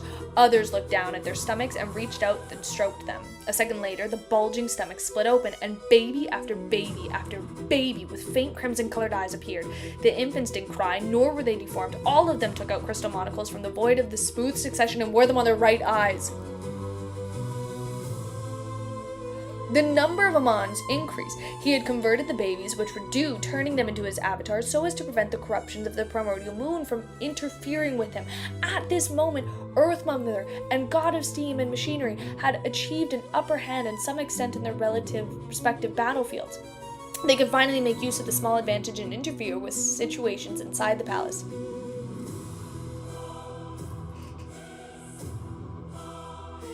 Instantly, a portion of Amons turned into plants as they bloomed and bore fruit, returning to the land. A portion of Amons became knowledge, information, and words as they ended up imprinting onto illusory books. However, there was still some Amons who used the link, relied on loopholes, and from using the description of rules to successfully avoid the influence of the two true deities. As they continued to strengthen their seal on the magic wishing lamp and the Trunzman's brass book, they opened a door in Klein's realm of mysteries. At the same time, the angels also noticed a change in the astral world, but their gaze was unable to penetrate the Earth Mother's natural barrier and the God of Steam and Machinery's civilization pictured. They could see the interior at all. This also meant that even if they weren't to exert influence, there was nothing they could do. Inside the realm of mysteries created by Sephra Castle, Klein finally succeeded in sealing the Beyonder characteristics of Antigonus from Sequence 9 to Sequence 1. Ones that had been digested. Due to the law of Beyonder characteristics convergence, the latter had attracted many Beyonders of the same pathway over a long span of history, while turning them into marionettes. He had also absorbed the Beyonder characteristics. Therefore, at that moment, there was still a large number of Seer Pathway Beyonder characteristics left in Antigonus's body, including a Miracle Invoker Beyonder characteristic. The dark points of light quickly merged into Klein's body and fused with him. As he was now Antigonus, and as all the Beyonder characteristics had been digested by Antigonus, his fate of losing control didn't speed up, as he maintained his previous progress. This way, Klein, once again, became a Sequence 1 attendant of mysteries. One who had already digested the potion, and the fate of pointing towards losing control. At this moment, his original main body raised his head, his eyes darkened. However, from this glance, the present Klein's mind instantly slowed down and his body turned cold. He almost had no way of resisting it. The powerful will he was very familiar with began to slowly rise, attempting to influence Sephra Castle. The Lord of the Mysteries had awakened to a certain threshold in Klein's main body. The Fool had become a truly great existence that was being awakened. It matched the guests of the Tarot Club and was conflicted with true history. Before Klein's thoughts slowed down, he took the initiative to cooperate with Amon and dispel the realm of mysteries, allowing the situation inside to interact with the outside world. He had already fooled history without any problems, just like the first plan they came up with. As for how to end it, he never had a good idea. According to the changes in the situation the plan he activated at the critical moment was to not leave himself any way out. It would go from accommodating the Fool's uniqueness to advancing to a true Fool. In any case, this wouldn't be worse than the previous situations.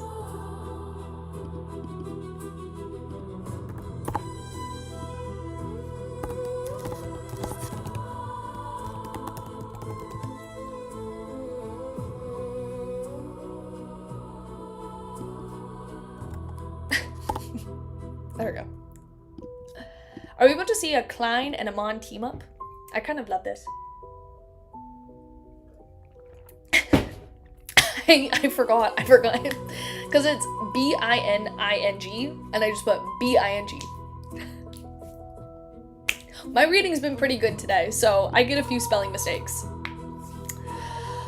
I think they should kiss too. You know, like, I feel like if they just kiss and make up, everything will be fine, you know? Get rid of the Lord of the Mysteries, get rid of Homeboy over there, and then just have them kiss and make up and everything's gonna be okay. That's just my opinion, though. One woman's opinion.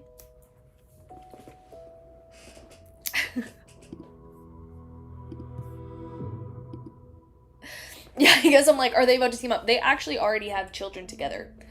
And not one, numerous children together. And they all take after their mother, so congratulations, super proud. The curtain that enveloped the Antigonus Palace instantly vanished. An indescribable aura returned to reality, causing the entire astral world to shake. Outside, the world barrier was covered in cracks.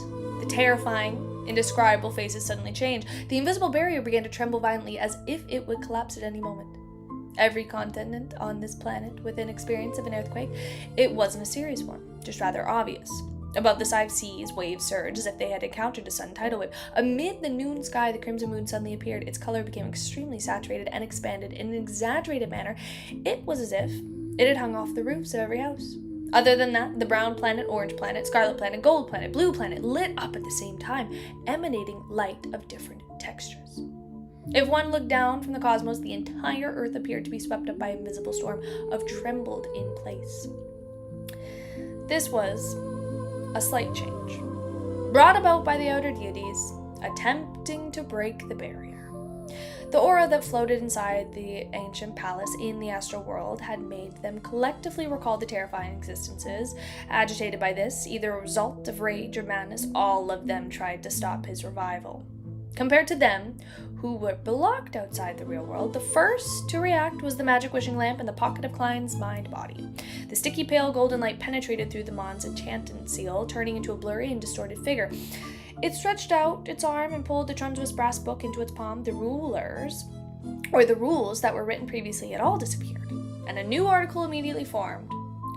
Resurrection of the deceased is prohibited here.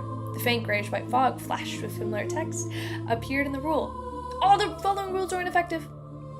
Even though he hadn't really resurrected and had yet to absorb the fool's uniqueness, the 2 Sequence 9 and Sequence 1 seer pathway beyond characteristics, the celestial worthy of heaven and earth for blessings, in Klein's mind-body could also control Sephir Castle and used its status to direct its powers. At this moment, his existence in the fog of history had completely their interactions. Fragments of light began to distort as they merged into one, sometimes breaking apart, unable to completely form a piece of history. A sense of self, conflicted, appeared in the piece of history. True history clearly involved the prehistoric human soul. Klein ready, disguising himself as the fool and establishing the Tarot Club, he became stronger one sequence at a time, and eventually reached the level of a true fool. However, the present history was that Mr. Fool was a great existence, that the awakening, the celestial worthy of heaven and earth for blessings from ancient times, he had finally awakened. At that moment, although the restrictions put in effect by the Janey used the Trunzuous Brass Book could only be effective for less than a second, it still significantly weakened the will of the Lord of the Mysteries inside Klein's main body, as though he had suffered a fatal blow. For Earth Mother and the god of steam machinery, they had given up on interfering with Amon's avatars, as though they wanted this Mr. Heir to have the time to deal with the awakening of the Lord of the Mysteries. However, they, who clearly had some power to spare, did not attempt to affect Klein's main body, but continued suppressing the primordial demoness and hidden sage. The subsequent attacks and interference from the later two were no longer intense, as if they were waiting for an outcome. To them, the resurrection of the Lord of the Mysteries was the achieving of their goals. Produce a pillar as quickly as possible, and prevent entities that had animosity towards them from becoming Lord of the Mysteries. In addition, the pathway that they were in didn't belong to the 3 pathways that were controlled by the Lord of the Mysteries. Furthermore, they didn't have any feuds or conflicts of interest in other parties. Amon, who was no longer affected, immediately changed his target and focused more of his attention on Klein's main body. There was no need for any explanation. They clearly knew that this was their greatest threat. Without any hesitation, the Amons raised their right hands at the same time they gently squeezed it, seriously stealing the effects of the eternal daytime from the target. However, the Amons didn't give up the influencing Klein, and their numbers, they split up in small numbers of members looked at Klein, who was currently a Sequence 1 attendant of Mysteries. Furthermore, Klein also bore the identity of Antigonus. The monocles of these Amons suddenly lit up, using the authority related to doors. They moved Klein out of the real world and into the cosmos. In the dark and vast universe, Klein's figure appeared. Then it instantly became thin, turning into a paper figurine. The paper figurine first had its belly bloated before giving birth to a paper baby. Then it rapidly rotted into dust. Klein had used grafting and paper figurine substitutes to block the attacks of Amon.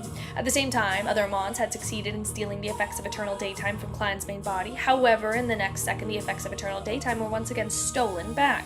This was the Lord of the Mysteries' control over powers from his pathway. Even though he had yet to fully revive, he had always begun this process. Amon's eyes flickered as he immediately gave up on Klein and focused on the 3 matters. Most of them continued to steal the effects of the Eternal Daytime and resist the Lord of the Mysteries, while a small number of them locked onto Antigonus, who was sitting on a huge stone chair.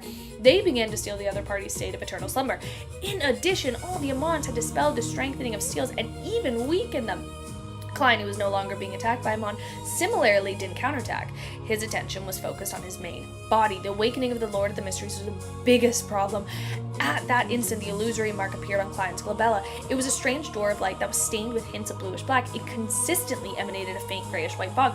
Klein began to snatch control over Sephra Castle from the Lord of the Mysteries so that it wouldn't be easy for him to make use of the level of the power, and with the Lord of the Mysteries not fully resurrected and having yet to accommodate the Fool's uniqueness and the corresponding bionic characteristics, he could effectively reduce his strength, allowing his failure rate to increase significantly and for the effects to be inferior. This was with his addition. With his control over Sephra Castle, the fooling received by the Trunzuous Brass Book immediately weakened. The chance of Amon's theft also increased. In the Forsaken Land of the Gods, the foot of the giant shadow formed by the ancient sun god on the surface of the sea that was covered in all colors, words written in the most ancient language quickly appeared. The revival of the Lord of the Mysteries failed due to many interferences. With the sentence forming as Klein's fought for control over Sephra Castle, the Amons once again stole the effects of eternal daytime, effects that augmented the Lord of the Mysteries. Elsewhere, they had also stolen Antigonus' state of eternal slumber. Without any hesitation, the Amons transferred the state of eternal slumber to Klein's main body and gifted it to the Lord of the Mysteries. The ancient existence aura immediately fell silent, but it quickly rebounded. At this moment, the corresponding text appeared in the weakly sealed Trunzuous Brass Book. Resurrection of the deceased is prohibited here. Suddenly, the terrifying will in Klein's main body rapidly weakened, producing a strong urge to fall asleep again. However, this will was so powerful that even after a long period of time, it was unable to completely wear it down. Under these two restrictions, it was still tenacious and slowly recovering. It also attempted to use tampering and fooling to get out of the predicament. Klein sensed that the other party was using Sephra Castle powers, so he immediately focused and interfered. At the same time, the Evernight Goddess, who was floating above the ancient palace, slightly relaxed her control over Amon's true body. She pulled back the bird-shaped golden accessory and aimed it at his head downward. Inside the bronze eye of the bird-shaped golden accessory illusory, layers of doors surged out, allowing a drop of colorless water that had a strong aura of stillness to drop into Klein's mind body in an ancient palace. This was a drop of river water from the eternal darkness. With the Evernight Goddess was doing this, Amon's actual body attempted to escape by opening doors, also tacitly slowing down. The drop of water plummeted to an extremely fast speed. The natural barrier formed by Earth Mother and the portrait formed by the goddess steam machinery simultaneously pulled back to give way for it. With a smack of the river of eternal darkness acutely dripped out of Klein's head and silently entered, the aura of the Lord of the Mysteries, which slowly growing immediately receded. It stopped its fluctuation and fell into a state of eternal slumber. However, this condition wasn't very stable, as if it could be broken at any moment. At this moment, the Evernight Goddess's empty hand pulled out a gigantic sword from the void. This sword surface was converged with orange-red light, and it exuded a dawn of twilight and of aura of decay. This was the symbol of the Twilight Giant. The Evernight Goddess's arm was covered with a sword, short black fur extending, striking down at the exaggerated sword. She had always kept some energy as though prepared to deliver this moment. In a strange sound, the void shattering and decaying, the sword that was covered with light of twilight slashed through the dome of Antigonus' palace, causing the hanging corpses to drop down.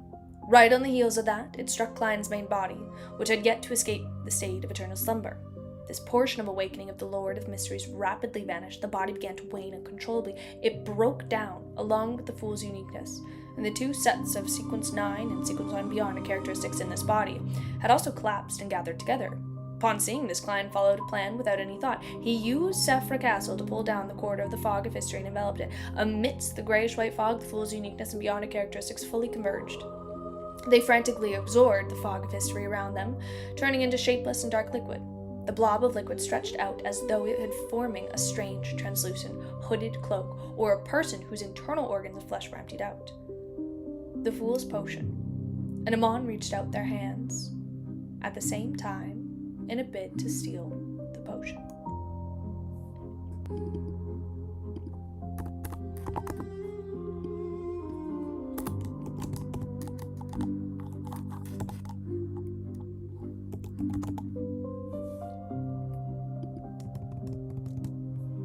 Oh my god, last chapter! Last chapter! It's a long chapter too, holy shit. Okay.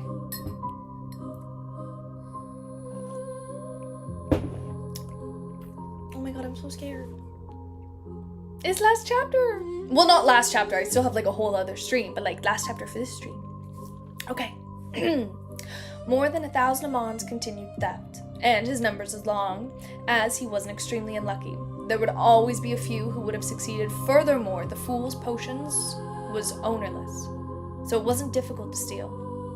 While carrying out the theft, Amon removed a particular seal on his body, allowing the apprentice and marauder beyond characteristics to release the powers of convergence. This was rather effective towards the Fool's Potion, allowing Amon to increase his success rate in the greatest extent. However, all the Amons ultimately failed. This was because the new rule had appeared on the Trunjo's Brass Book. Acts of theft are prohibited here. In order to deal with the awakening Lord of the Mysteries, Amon had weakened all the seals here to help the Trunjo's Brass Book escape the fooling. It could now have a limited number of effects, rules, and brief moments amidst the repeated cycles, but now this had adversely affected them. Seizing the opportunity, the illusory band between Klein's brows became more obvious. The faint, grayish-white fog gathered round him, forming a thin cocoon. He activated Zephyr Castle with all his might. Together with his attendant and mysteries beyond characteristics, he created an extremely powerful convergence effect on the Fool's Potion. The black liquid that didn't have a fixed form seemed to be starving beasts that saw food. It immediately pounced on Klein. It kept extending and changing like translucent skin, wrapping Klein's inside. Klein's face appeared underneath this liquid. His facial features were sometimes distinct, sometimes blurred, sometimes distorted, and sometimes blank. In the Forsaken Land of the Gods, under the gigantic shadow formed by the ancient sun god, words in the most ancient languages rapidly took form on the illusory surface of the sea that contained all possible colors. Antigonus's efforts at advancing to the Fools ultimately failed due to various reasons. The reasons why this existence that one dominated the entire planet didn't use Klein Ruddy's name was that he was now carrying the identity of the fate of Antigonus. If the subject in the sentence had been the former name, then Klein could completely ignore it. What had Klein Ruddy failed advancement got to do with Antigonus becoming the fool? But when the subject became Antigonus, it was like a prophecy, as if it was an arrangement that had been outcome already been decided. Such a sentence could make the situation turn very grim. If Klein didn't give up on Antigonus's identity and the fate, he would be resurrected by those words. If he gave up Antigonus's identity and fate, then the sequence 9 and 1 beyond characteristics in his body would no longer belong to him in the true sense of the word. He had never digested them before. They were beyond characteristics that Antigonus once controlled. At present, it had nothing to do with Klein Ruddy. All he did was forcefully devour them. Under such circumstances, even if there were no other factors, just the undigested beyond characteristics would likely cause Klein to lose control on the spot, and consuming the Fool's Potion in such a state of complete and advancement rituals was without a doubt impossible. As the ancient sun god wrote this sentence, the eternal blazing sun, the lord of storms, the god of knowledge and wisdom, who were situated in the astral world, sensed something. Each of them launched their most intense and counterattacks in an attempt to interfere with the other party's actions. However, even though the large portion of his energy was spent restricting the three true deities, making it rather difficult, the ancient sun god quickly completed their sentence. However, his giant shadow embodiment dimmed as though he was unable to maintain it for too long. In the astral world, within floating ancient palaces, in the battle, the pit, the Earth Mother, and the god of steam machinery against the primordial demoness and the hidden sage, the situation became even more intense. However, the former two were still able to divert the certain amount of strength to affect Amon's avatar, preventing them from destroying Klein's advancing ritual. The Amons were forced to blink everywhere, but some of them still turned into plants, blooming and bearing fruit before returning to the land. Others collapsed into words as they were imprinted into illusory books. Apart from that, a large number of them were strengthening the seal, limiting the Trunjo's Brass Book, preventing the rules to entice from being effective, or being effective for only an instant. Under the influence of these three factors, even with Amon's numbers, it appeared to be insufficient. Even so, a small number of them managed to seize the opportunity and make crystal monocles and similarly circulate symbols reflecting Klein's figure. In the next second, the monocles and circular symbols emitted pure light. This wasn't theft, but the act of returning things. At this moment, Amon's decision was to return an item he had formerly stolen from Klein. It was Klein's thoughts of suicide. Back when Klein was captured by Amon and brought to the Forsaken Land of the Gods, he had tried many occasions to commit suicide, but failed to succeed. He had such thoughts stolen by the other party. At the critical moment of his advancement, once he had the intention to commit suicide, the outcome could be imagined. At that moment, Klein, who was tightly enveloped by the Fool's Potion, felt as though he had turned chaotic and wandered. His hair spread out as he felt an extremely cold, sticky liquid slowly invade him. Then he had the thought of committing suicide and giving up. This was the change that Klein had never expected. He had long forgotten how Amon had stolen his thoughts of committing suicide. Furthermore, he didn't expect that not only was the other party unwilling to abandon these thoughts, he had even kept them carefully. If it were any time in the past, this thought might have been strong, but Klein could still use his self-control to resist the forcefully suppressing it until it dissipated on its own. It would be akin to dealing with nasty thoughts, but now he was in the midst of an advancement ritual. He was being influenced by the potion, and his mind had lost its stability. He was unable to effectively suppress the thought of committing suicide. The Amons always had various strange but rather effective methods. Fortunately, Klein wasn't only Klein, but also Antigonus. What relation did Klein Moretti's thoughts of committing suicide have to do with Antigonus? With this level of knowledge from the additional identity, Klein didn't immediately give up his life. He pulled the Antigonus mental imprint into his body and mixed it with the idea of suicide, barely suppressing it. Under such a balance, Klein's mind and body were further corroded by the Fool's Potion. His thoughts were the same as that he advanced to attendant of mysteries, completely dispersed.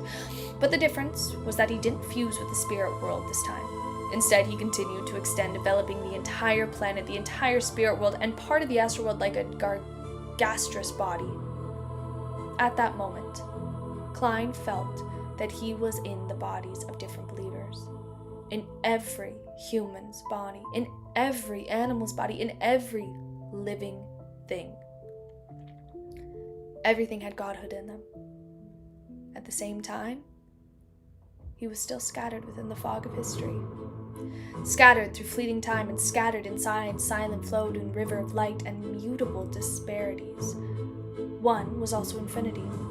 At the level of godhood, an experience like this made Klein's thoughts wear even further, as though all that was left was coldness that looked down on everything.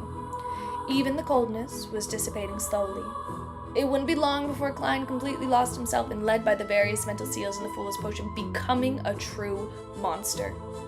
This coincidence with Antigonus's crazy fate, allowing the letter to accelerate. At this moment, he felt something was off. It was unharmonious, unnatural, and abnormal. In the fog of history, there were a small number of light fragments twisting and distorting, unable to take form. It was as if there was a fundamental conflict between them.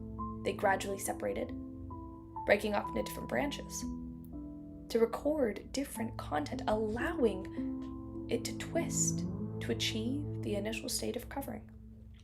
Being imbued into everything, Klein's mind was thrown out due to the tiny, disharmonious abnormality.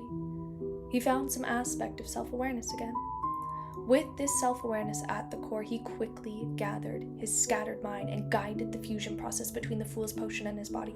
But at this moment, the fate of Antigonus losing control thanks to the ancient sun god's prophecy erupted eerily. Klein's body collapsed once again, unable to withstand the Fool's Potion. Without any hesitation or having the luxury of time to hesitate, Klein immediately recovered the potion of the theft effects and returned Antigonus his identity, fate, and self-awareness, allowing him to sitting on the huge stone chair and slowly open his eyes. The dazed Antigonus gradually regained his clarity of mind. He didn't immediately lose control, because the main reason he lost was the Lord of the Mysteries. Will had awakened to a large extent. And now the Fool's uniqueness and most of the beyonder characteristics that contain the potion of the will was no longer in his body. Therefore, Antigonus could use his own will to resist the madness and try to stop the fate of losing control. The prophecy of the ancient sun god came true. Antigonus really failed to advance to sequence 0, the Fool. And without his identity at sequence 9 and sequence 1 beyond the characteristics of the seer pathway, Klein's body turned into something that he hadn't digested. This threw him to the edge of losing control immediately.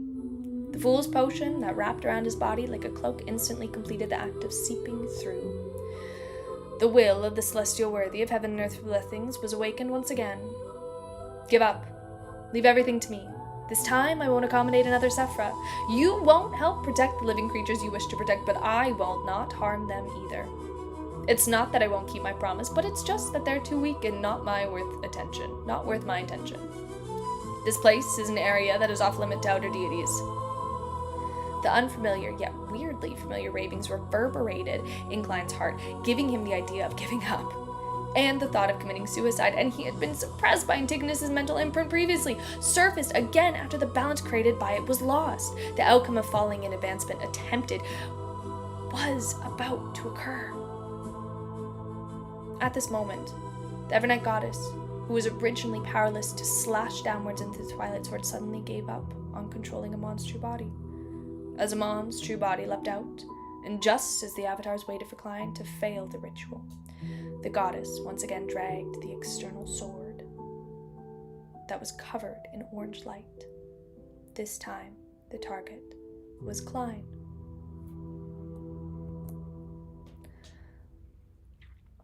A thought flashed through Klein's mind as he took the inevitability to be controlled and thought of committing suicide, not making any attempts to resist. With a poof, he was slashed by a symbolic sword of twilight, shattering into rotten body of meat that seeped out of beyonder characteristics. Klein died before the Amons took any sort of measures against him. He was killed by the Evernight goddess before the ritual failed and before he completely lost control. In the next second, the Evernight goddess wore the bird-shaped golden accessory on her head as her body expanded and enveloped the ancient palace. She instantly erased Amon's true body, avatars, Earth Mother, Primordial Demoness, Goddess Demon Machinery, Hidden Sage, Antigonus, as though they were erased by an eraser. Concealment. The ancient sun god seemed to understand what the Evernight goddess wanted to do, but having already made 2 prophecies, there was no way for him to write a 3rd sentence. As for the 3 true gods, they continued throwing what they had at him, holding him back. In the next second, the miracle happened. Klein returned from the fog of history, the uniqueness of the fool that had already belonged to him, and the 3 Sequence 9 and Sequence 1 Beyonder characteristics rapidly returned to his body, afraid that he would be disrupted. The genie quickly made use of the Trunduous brass book and the rule, "This place is suitable for the return of Beyonder characteristics." Suddenly, Klein returned to the previous state of him drinking the Fool Potion.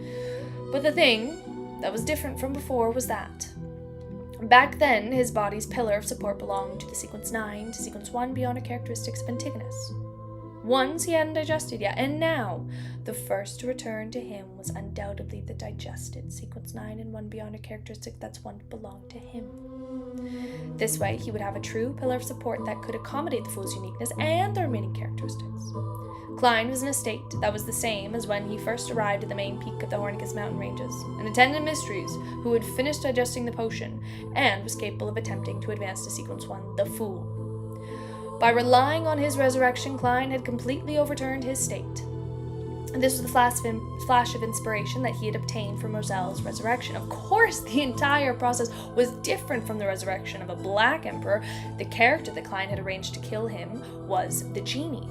He never expected the Evernight goddess, who he hadn't discussed this with, would share such tacit understanding with him. In that instant, his body split apart, turning into thin gray fog and dark liquid. The gray fog and black liquid blended together, and the countless maggots. I said tacit. Countless maggots that resembled meat tendrils sprouted on his face. Then they intertwined into a translucent, dark-colored cloak.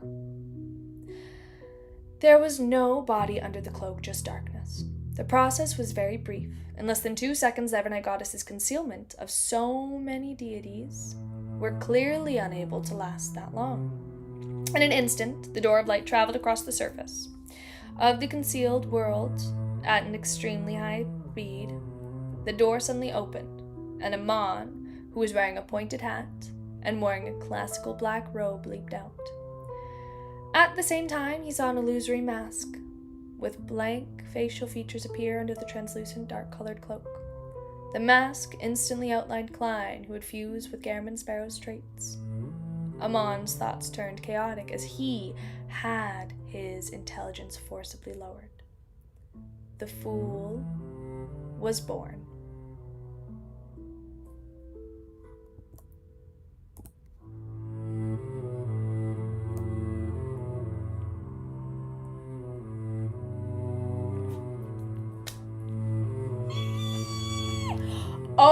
My God, that was so good. Everything about that was amazing. Everything about that was amazing. Amazing, amazing, amazing, amazing, amazing. I loved every second of that. Oh my God. I only have 14 chapters left. You guys, I only have 14 chapters left. Oh my God, I'm so upset.